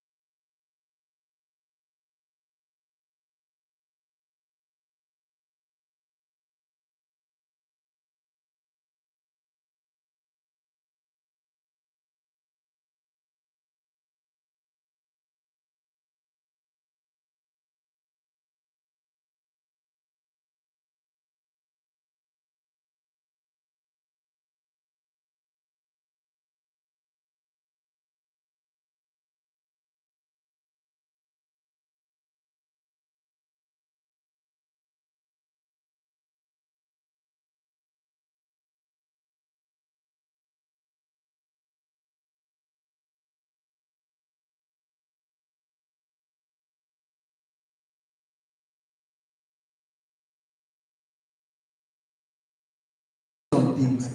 When I meet people who are not in tech, I'm intrigued. Like I want to meet them because I feel like I'm like a bubble, right? So because you guys are as important as people who are in tech, right? We can't have products without program managers. We've left the age whereby a single developer will be solve full front end, back end, full stack, everything. These days you can't get people because the technology keeps evolving and keeps getting better, right? So communities should be inclusive. I personally, as a community manager, I think I was the first person that hosted a design event in GDSC EXO at the time, right? Just because I felt like, oh, there should be more than design, there should be more events for developers, more events for designers, and I think this is something that is better. Currently, DevFest Adoekiti is posting an event of 5 days, right? And I think one of the reasons why we're doing that is to be able to break it into different days for different teams. So they're having student edition on Tuesday, they're having a different session on Wednesday. So you get to attend the session that belongs to you, and then you get to learn. And also, look forward to more organizers should have more technical and hands-on sessions. We've done talking. Let's do the hands-on sessions as well. Thank you very much, Daniel. Favor? All right, thank you, Daniel, for that. So I would just like to add to Daniel what he has said already. So, several years ago, I wrote an article called The 7 Keys of Community. And one of the keys of community, you can check it out on Hashtag. One of the keys of community is, purpose. What does that mean? Every community should have a clearly defined purpose. That's number one. And number two, you are joining a community, you have to know and understand what's the purpose of the community. For example, you're a designer, you have no business in a developer community, to be very sincere, unless you have interest in development, software development, right? Now, I'm not saying you should not collaborate or have discussions with developers or people outside of what you do. No. As a matter of fact, I like to make friends with people that do not do the same thing I do, so that I can pick knowledge from everywhere, because it's good to have a little knowledge about everything, right? However, it's very important at the same time that you join the community that resonates with your personality and resonates with what you are looking for, okay? For example, I tell people that writing code is not everything that has to do with tech. As a matter of fact, writing code is becoming something that AI can do much more better than humans. So I always advise people to look at the non-technical side of tech. Now, actually, some persons come and meet me and I'll tell you, look at the non-technical side of tech for now, because everybody wants to go into writing code, everybody wants to be a full stack developer, everybody wants to be a mobile app developer. There are a lot of things outside of tech and you do very, very well. You can be in sales and you're also in tech. You can be a designer and you're also in tech. You can be a writer and you're also in tech. So look outside of writing code, number one, and number two, join communities that resonate with what you do. Join communities that share the same purpose, the same career trajectory, and the same things you want to achieve in your professional journey. Thank you. Thank you so much, Favor. Please a round of applause for Favor. Please have any quick solution for us. Okay, so what I want to say is that not everybody has access, and not everybody will keep having access. There are people that don't have access automatically, so they are in the community. Right. If talent today wants to have access, link up with people that have the access already. And where you can find it is not on the streets. Right. Right. If you ask people, what do you do? I'm a front-end developer, I'm a full stack, I'm a this, I'm a that. Guy, sit down first. Link up with people that does one thing. They would ask you, what do you want to do? This is what I want. They will link you up with people that have the access. They are in the community. The truth is the community is the future. The business relies on it. So also talent relies on it. If businesses are spending multi-million naira, to fund an event because of you, and you that you are even coming for the event, you don't even see the value. Right now, we need to see the impact of community beyond just come and say, if you're doing anything, it's not bad. But I don't think community needs to sit these people down. That we don't need you to do 10 things at the same time. If you can do one thing, we are good with it. We have the access. We are community managers. Companies reach out. We can tell you that, hey guy, this guy is front-end. Can you just? We might not need us at that point of time, but we need you. So I'm different.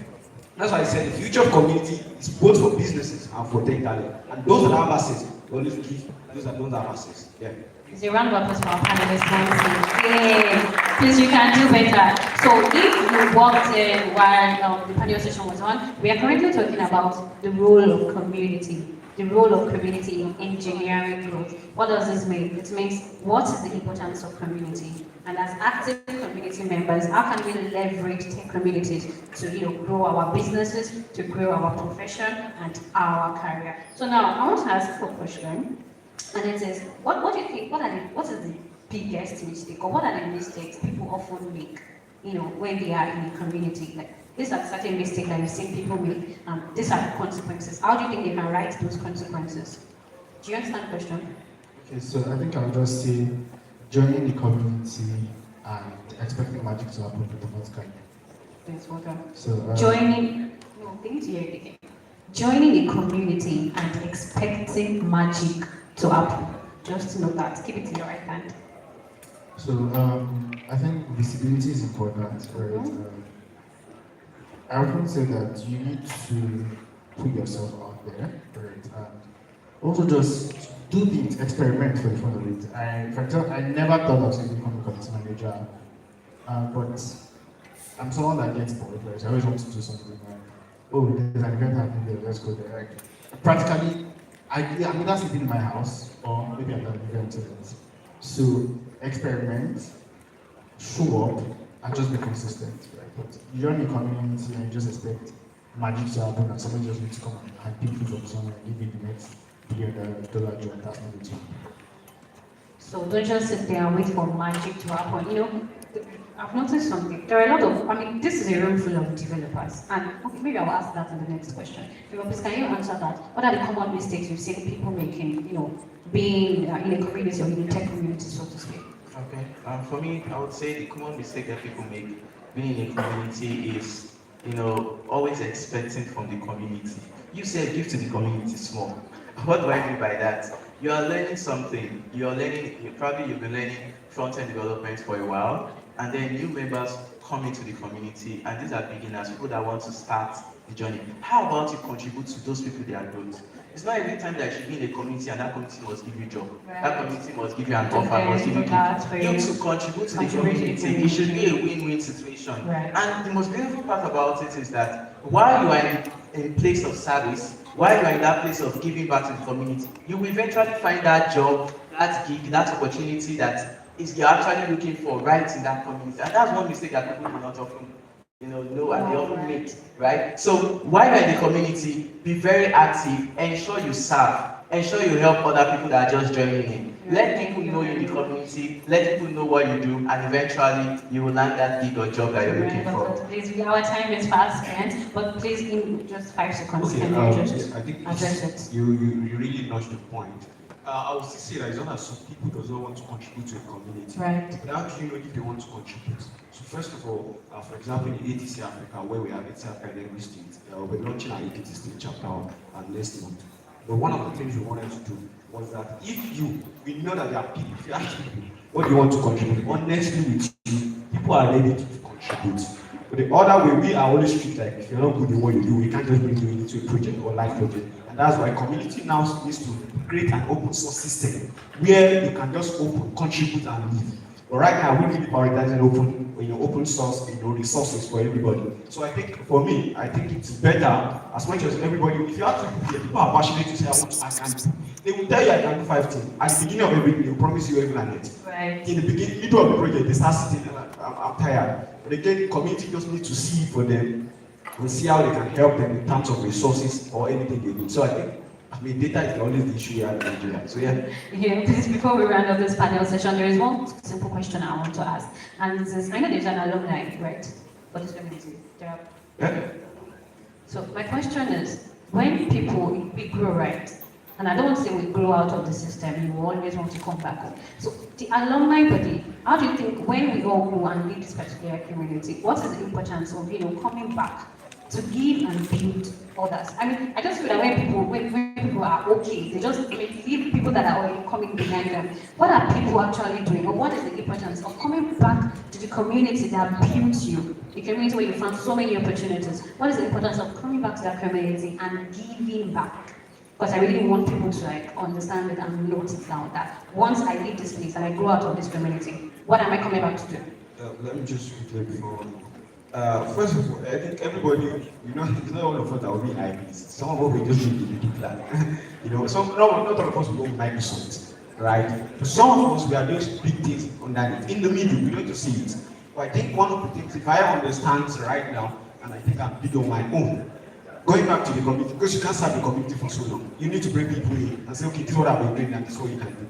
First, the first thing I can do is to build people around me within my own cycle first. People that I know, who are the 10 people that I know that if I reach these people, they would also be energized to teach people more.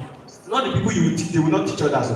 I can bet you will not teach others. So the people you know they are passionate, call them, you know what, these are things I'm doing, and I think you can work on this. Now we're organizing 5 days on this program. Then you must give back. They are accountable. You also are accountable to them as well. So I think that's just my own side. Yeah, that's one thought. Alright, so I would say that I don't think that growth can be too much for somebody. And the beautiful part about coming back to give to the community is that whenever you give back to the community, you post more in that thing, right? So if you are here and you feel like you've gotten to a level where you're now tagged as an alumni member of the community, I want to tell you to please come back and help these young ones. Come back and help these young ones to also become like you, because I believe that the true feeling of happiness for someone is when you can count 1, 2, 3, 4, 5%, you know, that you've been able to impact as well because of your knowledge and because of your position. Thank you very much. So I think it's very good. There's also the factor of mentoring, right? As there's direct and indirect mentoring, right? Once you're able to set a pace and you put that pace of replicating. A couple of us are doing right now, and we have to come all the way down for this event, right? This is part of the community. And I don't think any solid person who is a product of community would not find a way to give back. You don't have to be physically present all the time, right? You can, we all have social media, we all have phones. There's just one way or the other you can reach out to the community, even outside your business shop as well, too. For all of us here who are starting out, please don't forget the community. Don't forget the place that you call home for you. Don't forget. A lot of people come into the community clueless. I think the community clueless, right? But community has helped me to become where I got to. People mentioned something earlier that his first, he has been doing community before he got into identity. I didn't realize what community management was. I didn't think it was a thing. It was just, let's just do it. There's something we call MBU, right? Doing things for the MBU, for the next generation, for the next generation of people. Just do it, right? And we always come back. Thank you very much. It's a round of applause for our panelists. Of course, we want to ask more questions, but like our time is fast spent. Sorry, the actual plan was to give room for questions from the audience, but so you can just, if you have any questions for them, walk up to them. Do they bite? Say, what do you bite? Daniel, do you bite? Socrates, do you bite? Please walk up to them, ask your questions, and like they said, please, when you grow out of this community, always come back home. Please, as we end this panel session, please, I want you to cheer and celebrate our panelists as they walk back to their seats. Thank you, God, thank you, Daniel, thank you, Chokwe. Thank you so much. I think we're taking a picture. We probably want to join them for that. Please, let's put hands together for our panelists today. I think that was quite insightful, and I did learn a lot of things myself. Was reminded of a number of things. I think one thing I want to take personally away is something Dr. James said. He said not all of us will be in high places. Not all of us will be in high places. I think that's more of a charge to everyone to walk and crawl until you get to the high places, so that you will not be part of those that will be in the other place. But then again, the top is for a few of us, but I believe it's large enough to accommodate every one of us. Please let's put hands together for getting 1, 2 more. Alright, so I see that our ladies are back. How was your session? How was the breakfast? Was it breakfast? Which one is did you cook it here? Yeah, we have ladies back. Yes. For their country. Can you do some noise if you are back? Women, make noise. You not now, we hear your voice. Please. I'm standing right here. Don't do that. Anyway, welcome back. Welcome back. We missed you. Did you miss us? Yeah. Dejo Mesas, we missed you too.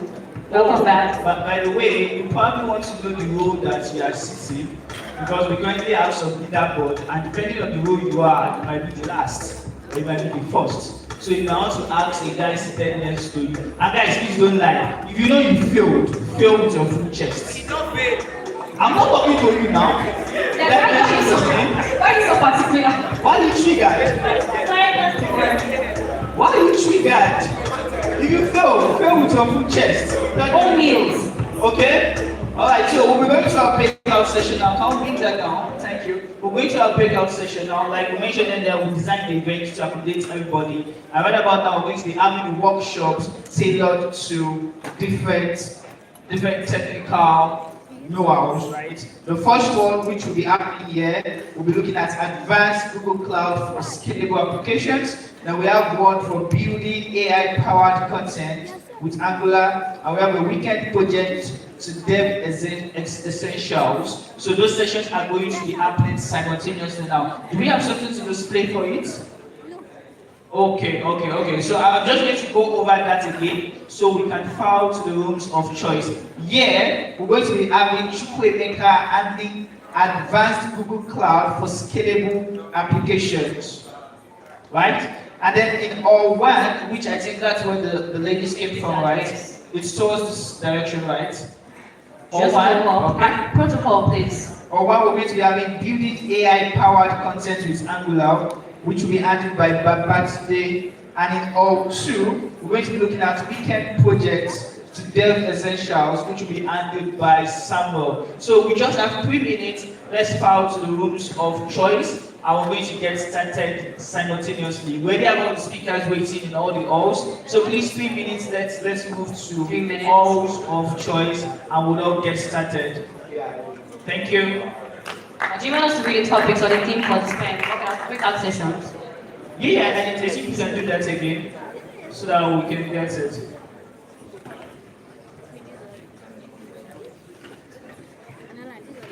Please, let's start. No one is standing. Let's start. Come on. Okay, in this place, we're looking at advanced Google Cloud for scalable applications, right? Yeah, that's the session that is happening here. In all one, we're looking at building AI-powered content with Angular, and in all two, we're looking at in all one, we're looking at building AI-powered content with Angular and Gemini. In all two, we're looking at weekend projects to dev essentials, creating AI tools with VS Codes and Gemini. Also is about the room where the ladies had their session. Protocol, please. And just please direct people to the right room so that they can have their session.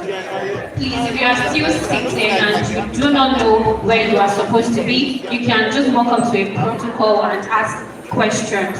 Thank you very much. Please, in 3 minutes.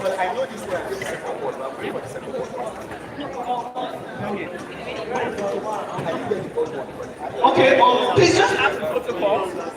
Just ask the protocol. This is the way to both halls. So once you get out there, you'll be directed to whichever hall you prefer. Please, for those of us who are staying back, please let's move on to move forward. Again, quick announcement. Immediately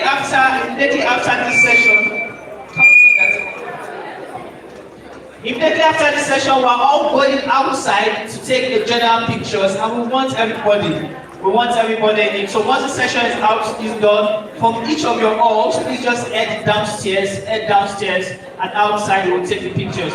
Please, if you're staying here for this session, can you move forward? We're going to be getting started now. And once again, a big shout out to all our sponsors and partners for working with us to put this event together. We appreciate you. We hope to do this on a larger scale, on a much larger scale in the coming year. All right. So we have just 3 more minutes. Please, can the moderators move to the halls? Thank you.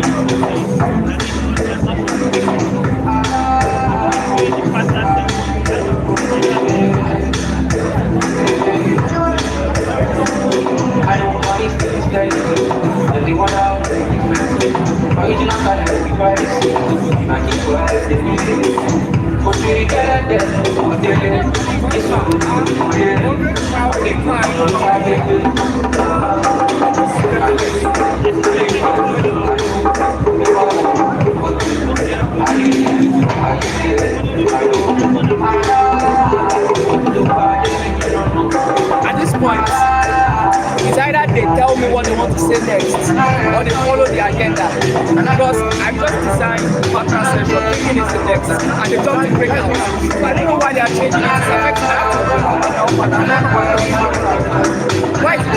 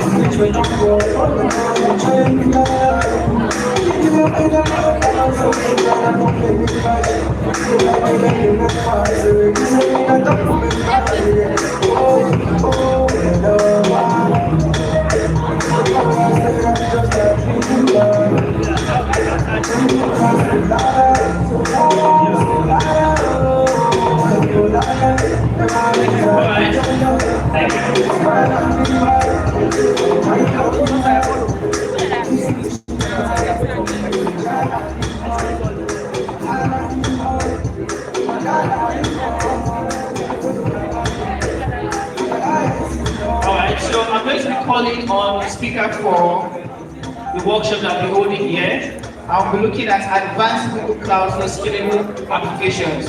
And this speaker is a software engineer. Thank you. This speaker is a software engineer with a strong focus on systems design, infrastructure, and developer tooling, with extensive experience in building large-scale systems, optimizing low-level performance, and architecting resilient back-end infrastructure. It thrives at the intersection of reliability, scalability, and engineering efficiency. Please put your hands together for Chukwu Emeka. Please put your hands together for them. Thank you.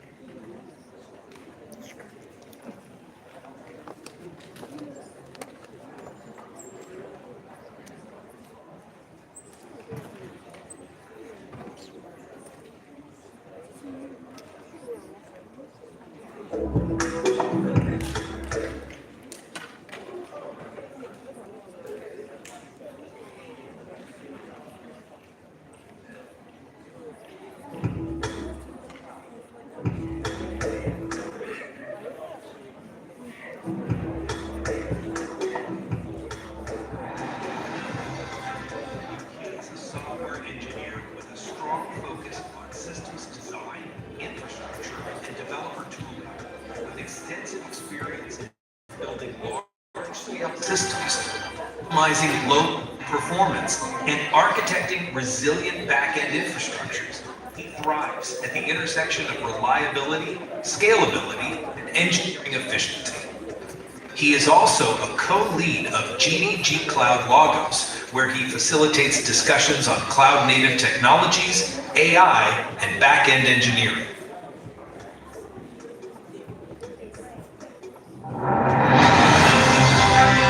He is a software engineer with a strong focus on systems design, infrastructure, and developer tooling, with extensive experience in building large-scale systems, optimizing low-level performance, and architecting resilient back-end infrastructures. He thrives at the intersection of reliability, scalability, and engineering efficiency. He is also a co-lead of GDG Cloud Logos, where he facilitates discussions on cloud-native technologies, AI, and back-end engineering.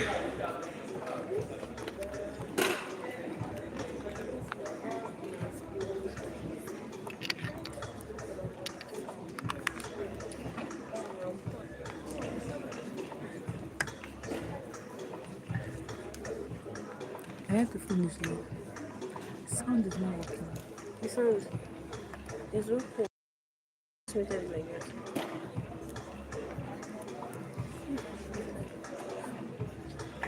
Is that where the person is sitting? This one will just sitting like this. Can't stand it.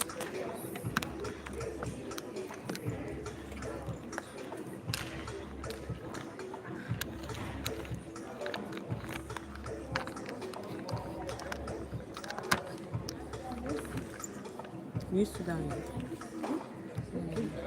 So one per person.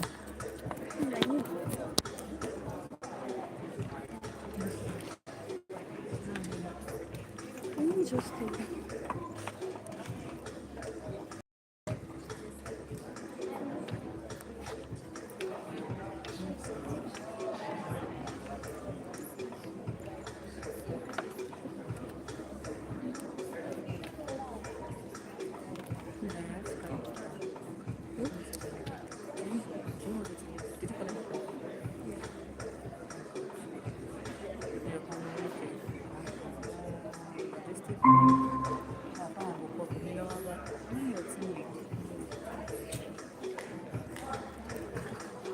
One I took for $9 and the rest of it I just kept like 8.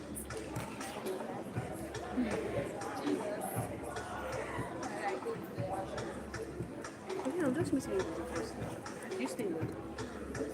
I just get my glasses. I still do that. When you I know you want to. What do you do?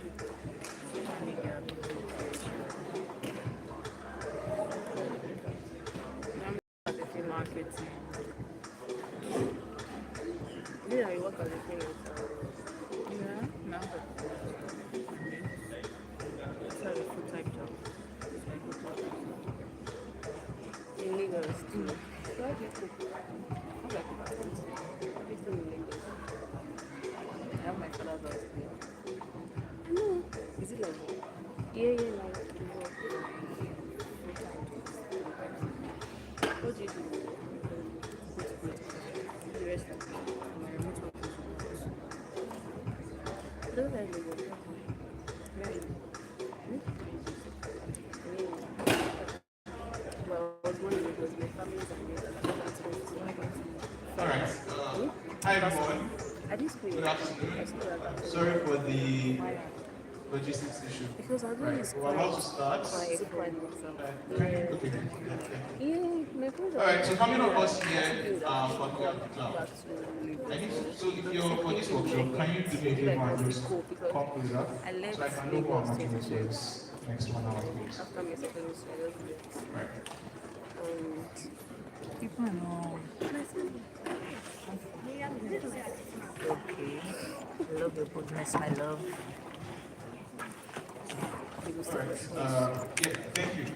Okay, so for the next 15 minutes, we will take a very comprehensive dive into Google Cloud. And even though the topic says advanced, all the concepts that I'll be showing you are pretty simple. And there are things that you should be able to apply yourselves by the end of this talk. Okay, so a little bit, moving on.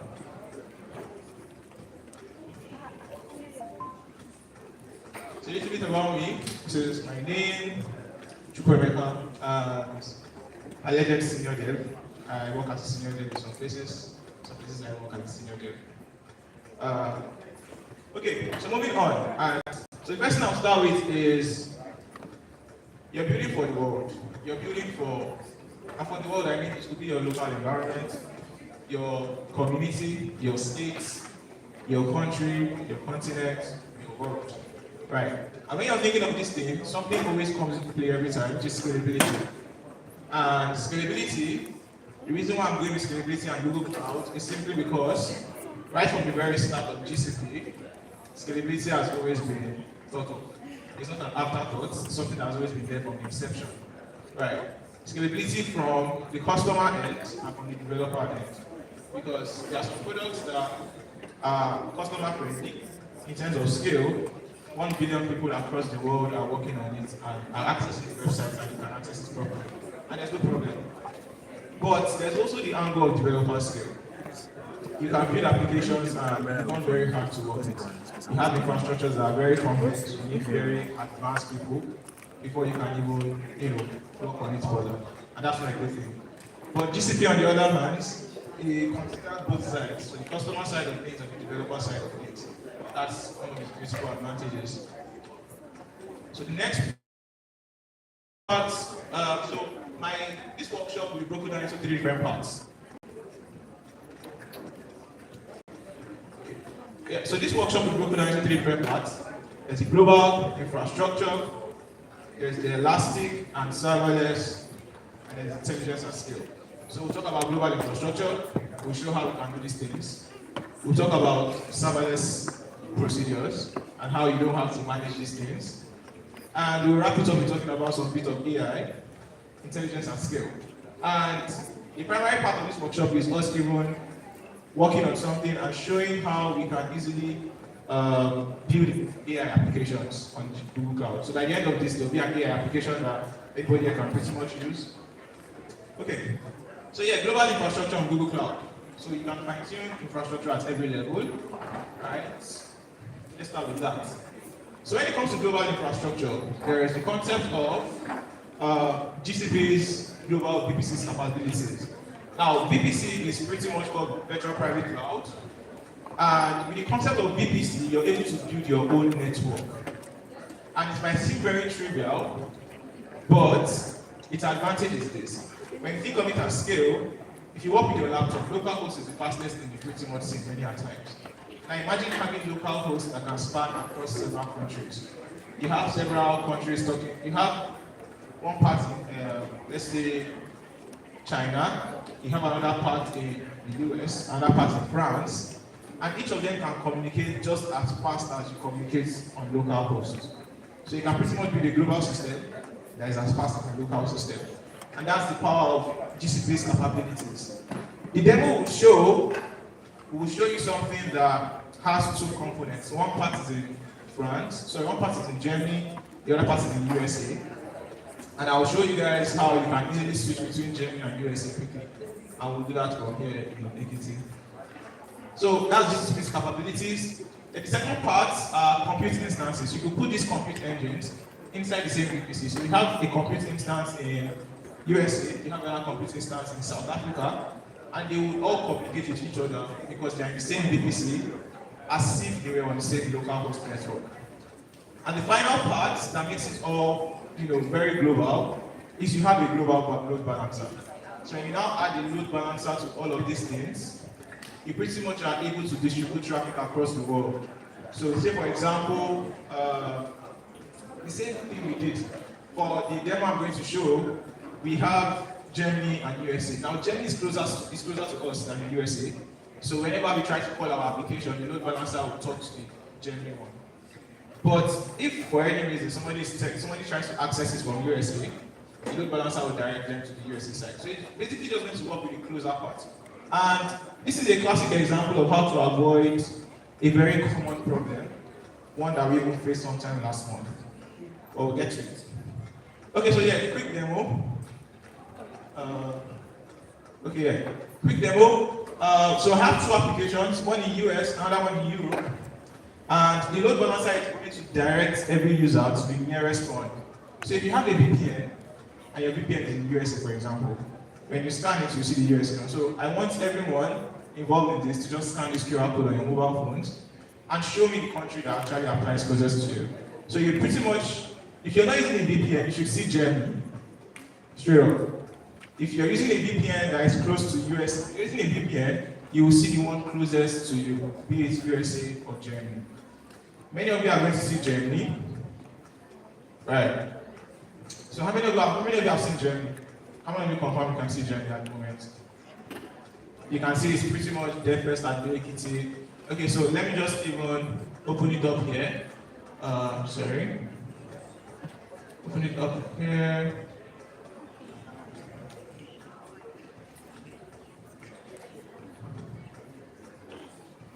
So just pull it up, and you can see I'm seeing the Germany one.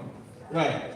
Now here's what I'm going to do. For the sake of this call, for the of this workshop, I have the two of them here. This is the, and if you can see my screen properly, there are two. The first one is the US one, the second one is the European one. So everybody is saying Europe right now, and I'm going to turn off the Europe one.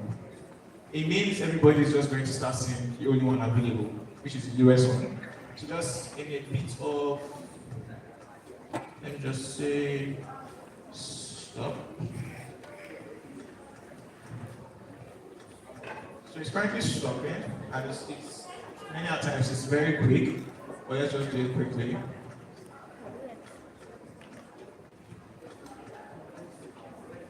Should have stopped now. Let's just show. And when you refresh the same page, you can automatically see it's no longer German anymore. Can you see that? Can you guys refresh your pages, please? So as soon as you refresh, you hit it. And how many of us remember, was it 4 weeks ago? 4 to 5 weeks ago when AWS went down. How many of us remember that day?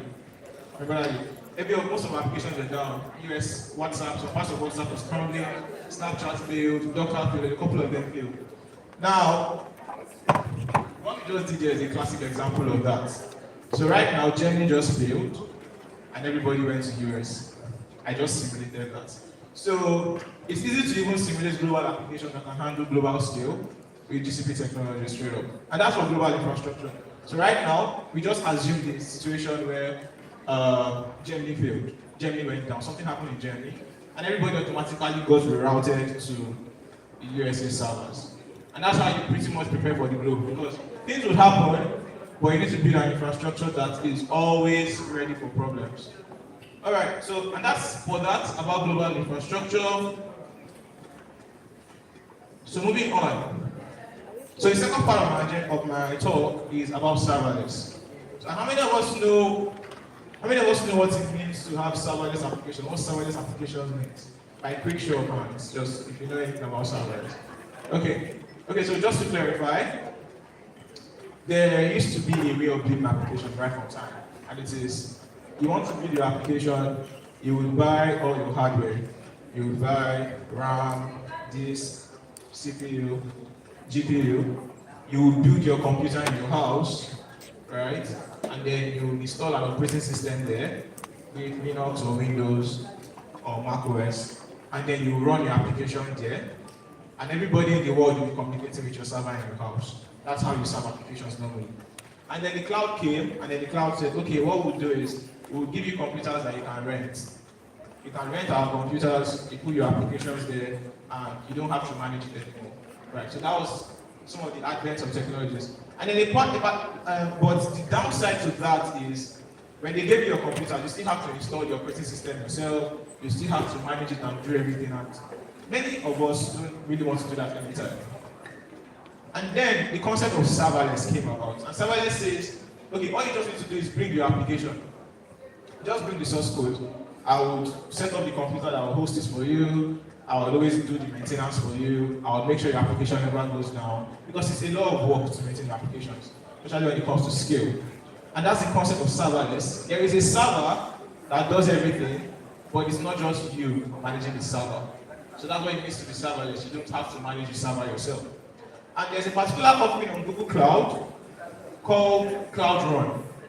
And in particular, it focuses on serverless and makes sure we handle our applications easily. Okay, so about Cloud Run. So Cloud Run is Google's recommended offering for running serverless workloads.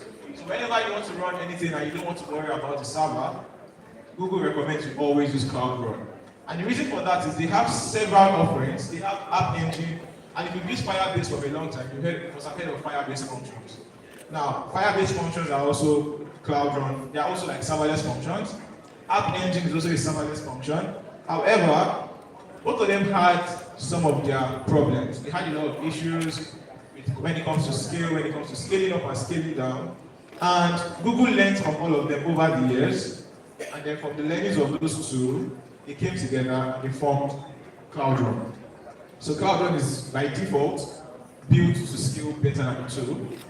and they even added more features that makes it more, interoperable with the rest of the cloud. Okay, so I think one of the reasons why I like Cloud Run the most is the last word there, which I said simple. Cloud Run is very simple to use. If you have your application already, with 2 or 3 clicks of a button, you've pretty much, build your application from the ground up. Okay, so moving on, and the last part.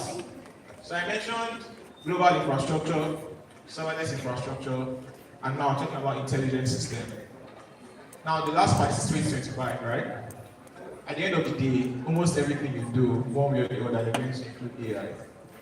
It's pretty much something you cannot avoid anymore, right? So what you pretty much want to now handle is not a question of, do I want to work with AI or do I want to work with AI? It's more of, how efficiently do I want to work with AI? Because you really want to build systems that are very smart, and at the same time, you want to build systems that are very scalable. A very good example is, there are some kind of prompts you give AI, and it takes a lot of time. It takes a very long time to give you a response. And the truth of the matter is, your users don't really have that patience. Your users don't want to wait for 1 minute before they see a response. They will leave your application before them. So you really need to think of how to build scalable and very intelligent systems. And the solution to this too is actually called Vertex AI. So Vertex AI here is a platform for building generative AI applications. It is Google's personal platform for building generative AI applications. What you typically want to do is, if you're into machine learning, you can train your models there. If you're not into machine learning, you can just use the models there. Straightforward and very simple. The final part is Gemini. Now Gemini offers something that we call the model. There are several kinds of models. There's 2.5 Flash, there's 2.5 Pro, and there's even Gemini, Nano Banana. There was one that came out recently, right? And then you do several things. So the whole family of models, we call them Gemini.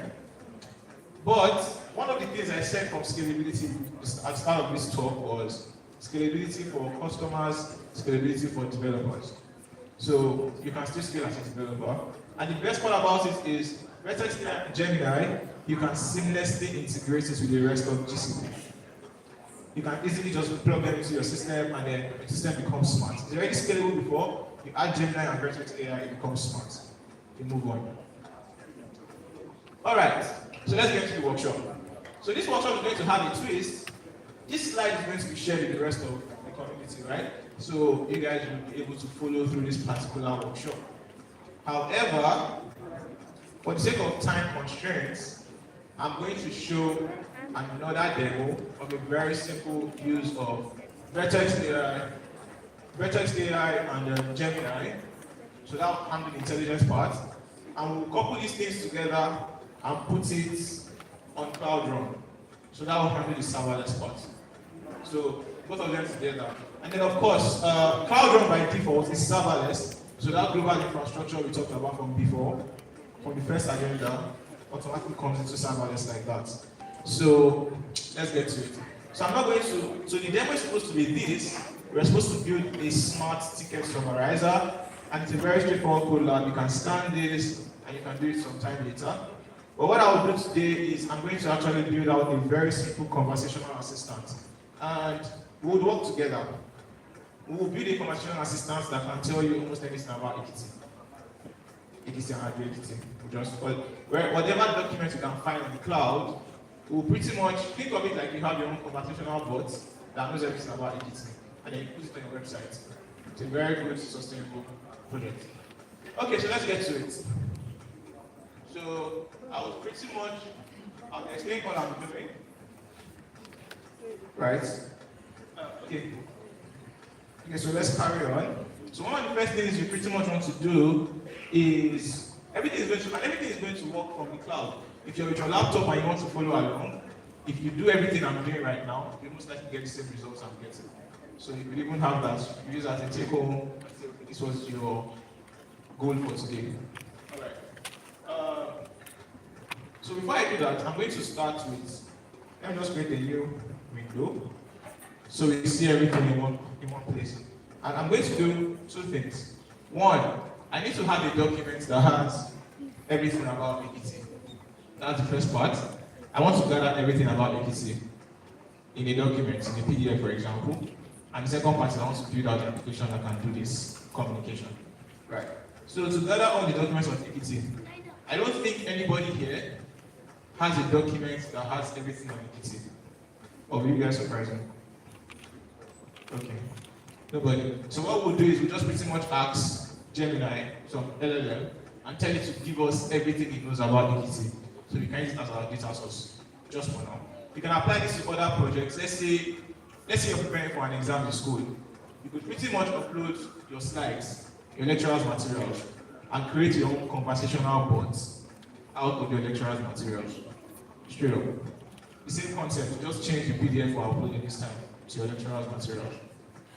Okay, so let's start with, I'll go to AI Studio, first off.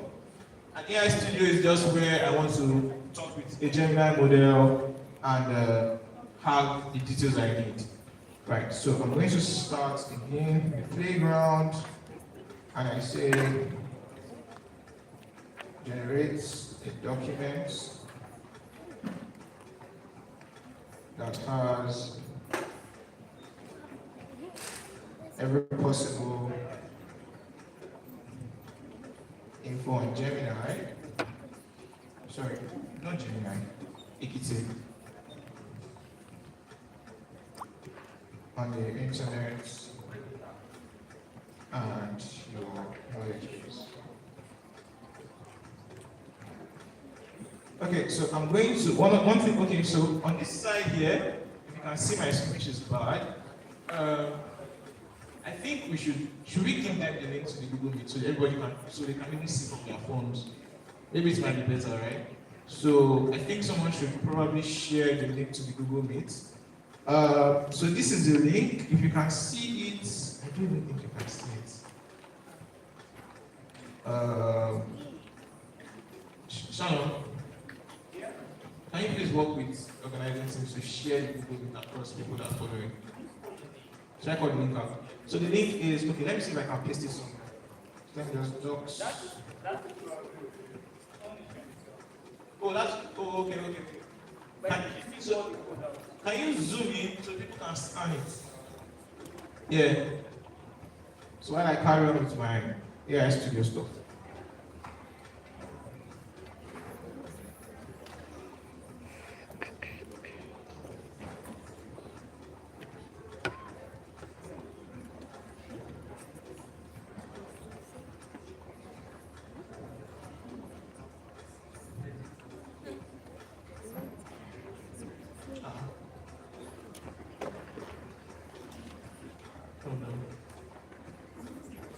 Okay, so you guys should just scan it so we can see it better. It has not come up yet there. Oh yes. So go closer. Yes. As soon as you just scan it and it goes, you can just raise your hand so if I see like 3 people, I'll carry on. Okay, 1, 2, 3, 4. 4 is even bonus. Let's move on. Okay, so I think I'll just, okay, let's give you guys like 10 more seconds to scan. 10, 3, 2, 1. Can I move on now? Who has not scanned it so I know who hasn't done it? Okay, everyone has done it. Sorry, we can go back to the screen.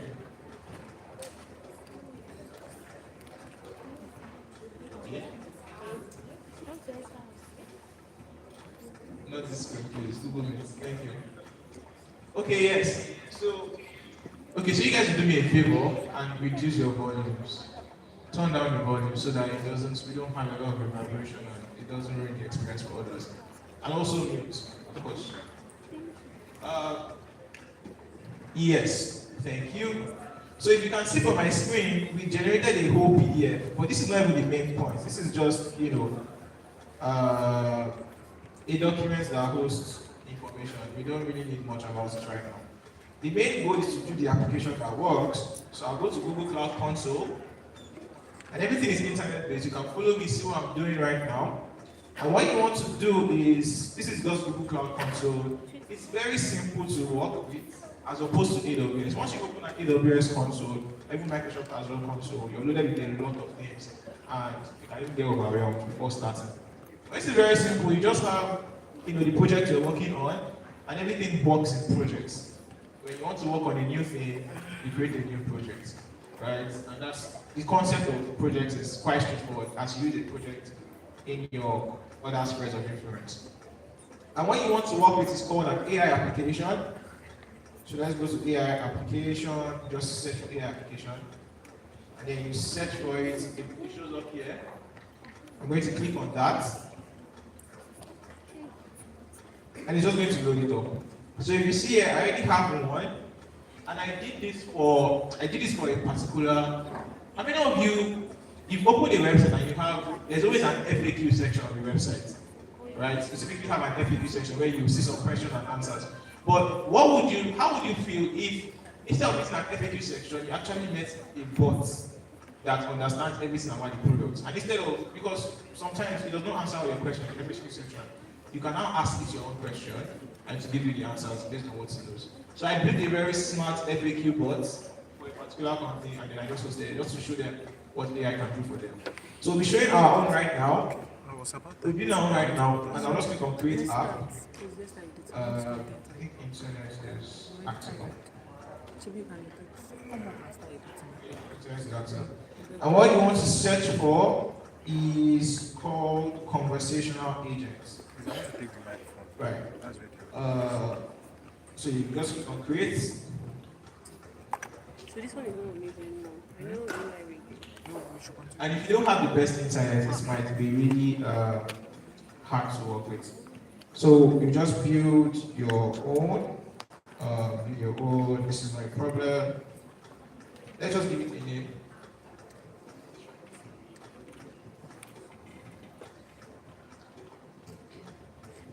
Okay, so you pretty much want to work with, give it a name, let us call it DevFest Adoekiti. The next thing you want to do is, you don't have to stress all these other things, just leave it for now. Create.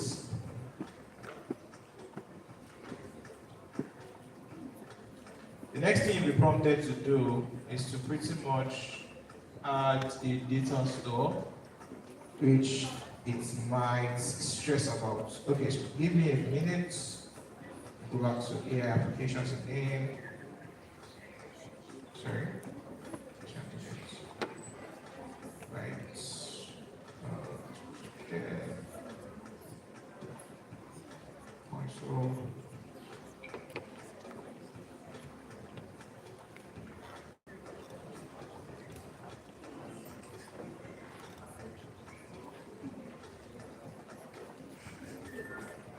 So due to the internet constraints we had here, some things are not really up properly. Alright, so let's try another approach. Right. So let's work with charts this time. So work with charts. Conditional agents take a lot of graph drawing, so I'm using the second approach this time. Let's just work with charts. So for charts, the company name, let's call it GDG Adoekiti. Your agent's name will be, let's call it FAQ bots. FAQ. Leave the other things like that, don't worry about it. Now for data store. Now this data store is the source of knowledge that your AI is going to be built on. And how do you go about that? That was why I gathered this PDF here. Now this PDF is, I'm just going to copy everything as text. I'll create a document from it. Work with me. And I'll paste everything here. This is all the information we have so far. I'll done it as a PDF.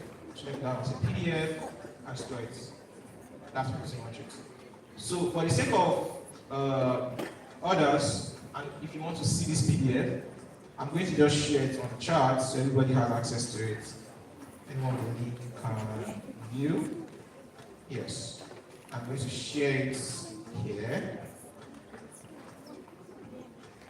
So you can see this document. So everything our AI is going to know is going to be limited to what is in this document. And that's what we're working with. Okay, so moving on, creating the app on here. We're here. Now you need to do something. We need to create a storage that the AI can learn about. So we're going to have some storage place. The AI cannot come to my laptop and get the PDF. I need to create a place for it so it can see the PDF and read the PDF to now answer our questions. So for that, we need some online storage. So say you're using Google Drive, for example, or iCloud storage. Those would work, but they've not been integrated into GCP yet. So you have something called GCP storage buckets. So we'll upload all these things to a storage bucket. We'll upload the PDF to a bucket, and then GCP can talk to that bucket to get the PDF and to now understand what it needs to understand. So let's go there again. There's a couple of things we might have to do, but concept is key. So you scroll down here, you should pretty much see cloud storage. And we'll create a new bucket. A couple of buckets I have already. So let's just call this GDG Adoekiti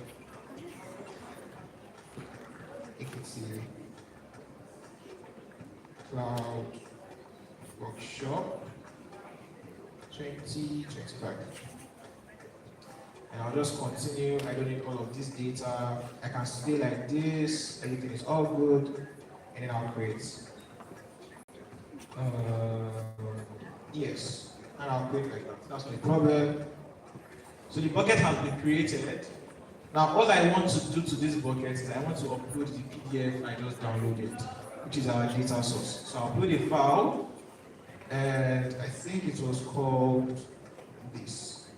Let's just rename this to Adoekiti. And to start uploading over here, you can see my screen here. It has been uploaded. You can already see it here. We have our PDF here. We can move on. All right. So moving on, we've already uploaded our data. So now we need to create our data store. We're here, creating a data store. You can see cloud storage here. So it depends on several things. You could even decide to just put your website. I need to go through your entire website and create a data source for your website. We'll work with cloud storage for this one. So cloud storage will work for PDF, HTML, a file, we put a path to a file, and what we'll just do here is when we open this particular file we just uploaded, we'll copy this URL.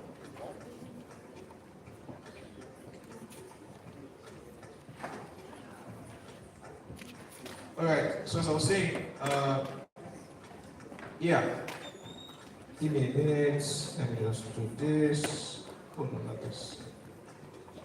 This.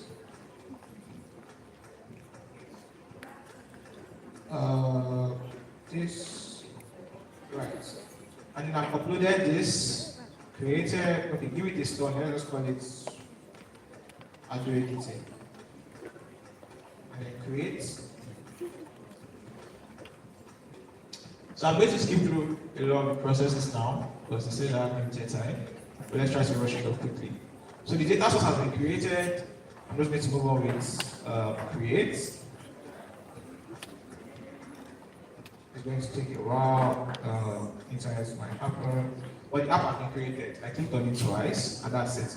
So where we want to move on to now, this is our application we just created. Not this. Go back to our list of applications.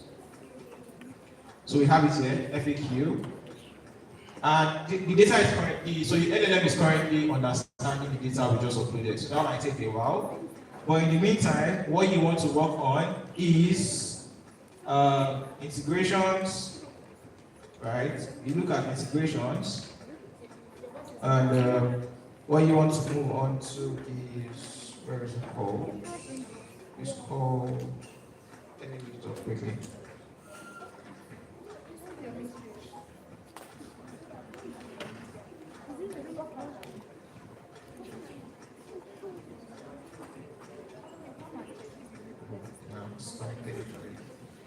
But let me pop up the simulator.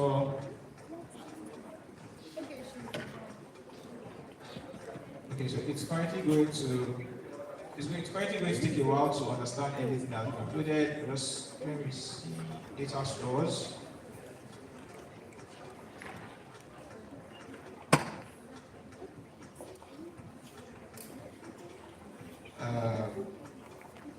activity, and you go there, you can see it's currently importing, it's in progress. So a couple of things happening because the data store is not fully prepared. But I'm trying to see what we can do to quickly manage time quickly.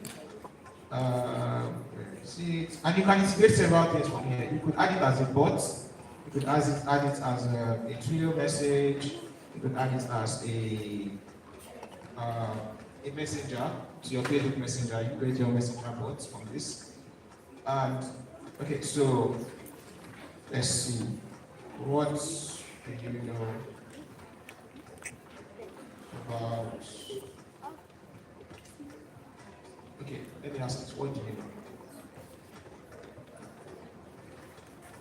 So it's still loading up, but you can see it quickly here.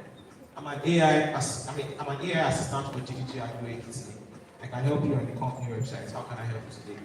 So it's based on how we actually structure it. We didn't read through the data, right? So a couple of these came from different websites. If you look at the documents, there are several websites down there. So the LLM thinks it is going to the company website and it gives us information.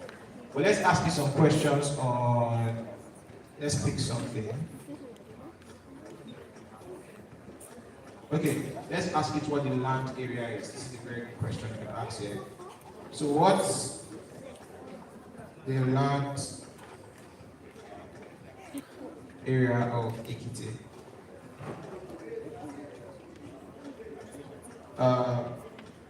Yeah, index is not done indexing anything. You probably want to check it out here. Just let me load it up here quickly.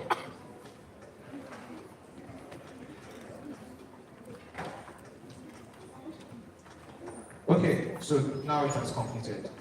Item succeeded. It's still important, sorry. Important is still in progress. Let me see. So it's still important. So because it's not done ingesting all the data, it cannot be easily, it can't give you all the information you need quickly. What's next? We just have to keep playing around with it. But the point is, with the few clicks of a button, you have your own conversational assistants here. And you can integrate it into several platforms you want to integrate it to. Alright. So I'm going to upload a link that actually shows, that gives you all the step-by-steps you need to follow through this code lab. Right. And yeah, let me move back to the slides, which is here.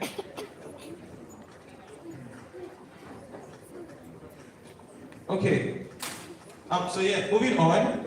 To wrap it up, finally, the last part you just have to say, I want to say is scalability initially used to be about surviving growth. How do you survive growth as a system growing up? But now it's actually about thinking through growth. The future belongs to systems that get smarter the more they scale, right? And in 2025, scale is good, but smart scale would always win just ordinary scale, right? And any questions and answers, which I don't think anyone would have.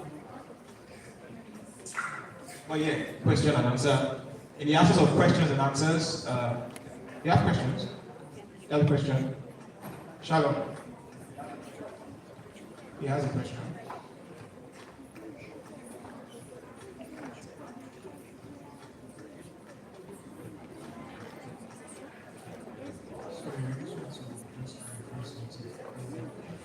You're quite fast with when you're trying to explain. Yeah. So it's trying so fast to catch up with you. Okay. What's the purpose of this? All of this? But it's showing you how you can build systems that scale with just clicking buttons. You don't have to be a super engineer or a craft there to build systems that scale. That's what this offers. Right, does that answer the question? All right, any other question? All right, cool. Thank you very much.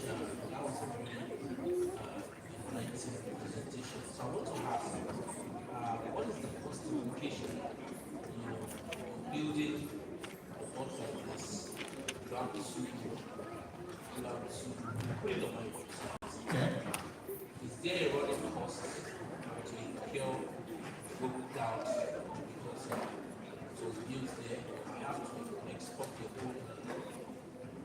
a whole bunch. Oh yeah. So you don't have. So the cost is very cheap, and Google is pretty much a pay-as-you-go service, right? So the only time you might have to worry about is, let's say you're having 100,000 people visiting your website at a particular point in time. High request per second, right? If you have people that are visiting once in a while, they don't access data often, you might never hit the free threshold. For AI applications, they offer a very high free threshold that for most applications we never cross. So I have people that build AI applications that sell a lot of things, and they pretty much pay like maybe $1 or $2 per month. All right, does that answer your question? All right. Another question before. Okay, I think we have just one more, and then we'll call it a wrap. Oh, that's cute.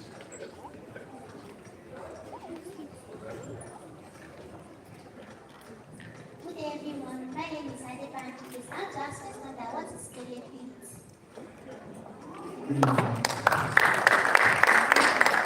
All right. So scalability is, and I'll make it very simple here. Scalability is you being able to handle one person and also being able to handle 100,000 people at the same time. So in your school, for example, what school do you attend? Sorry?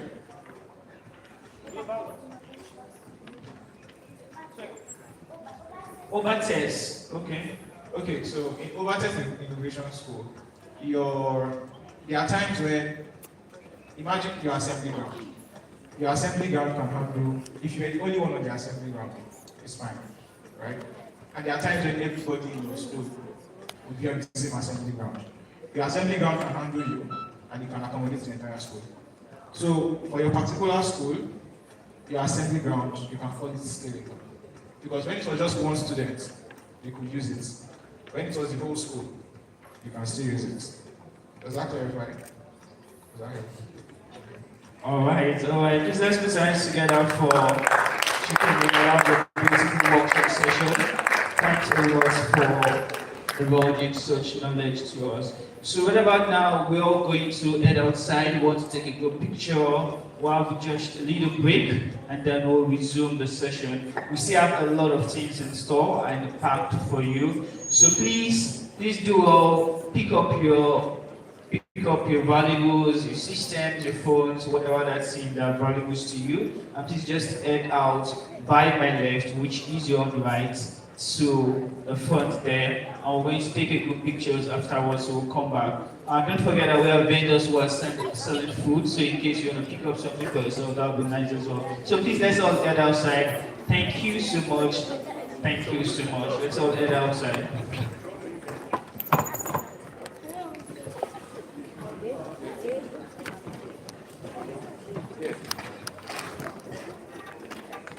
Outside, down here. This way.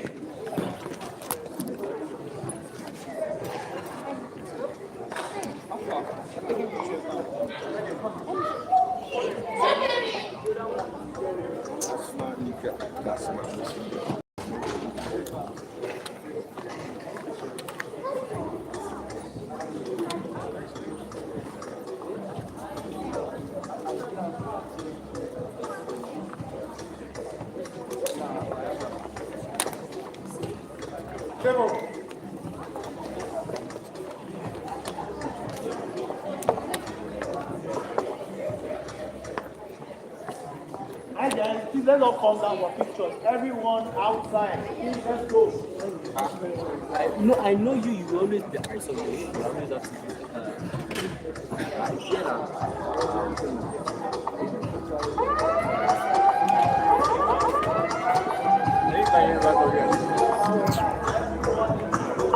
I'm tired.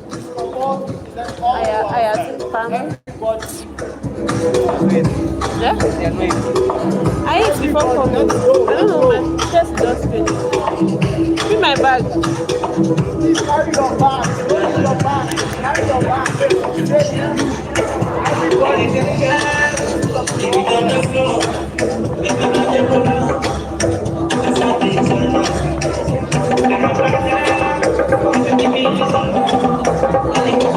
Kenny, I want to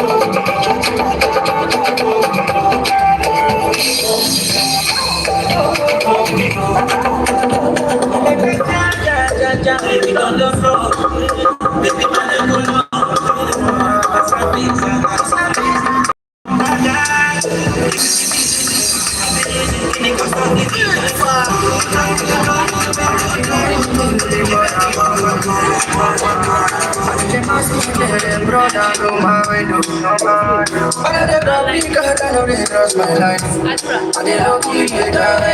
Everybody get down. Get up, I'm on the road.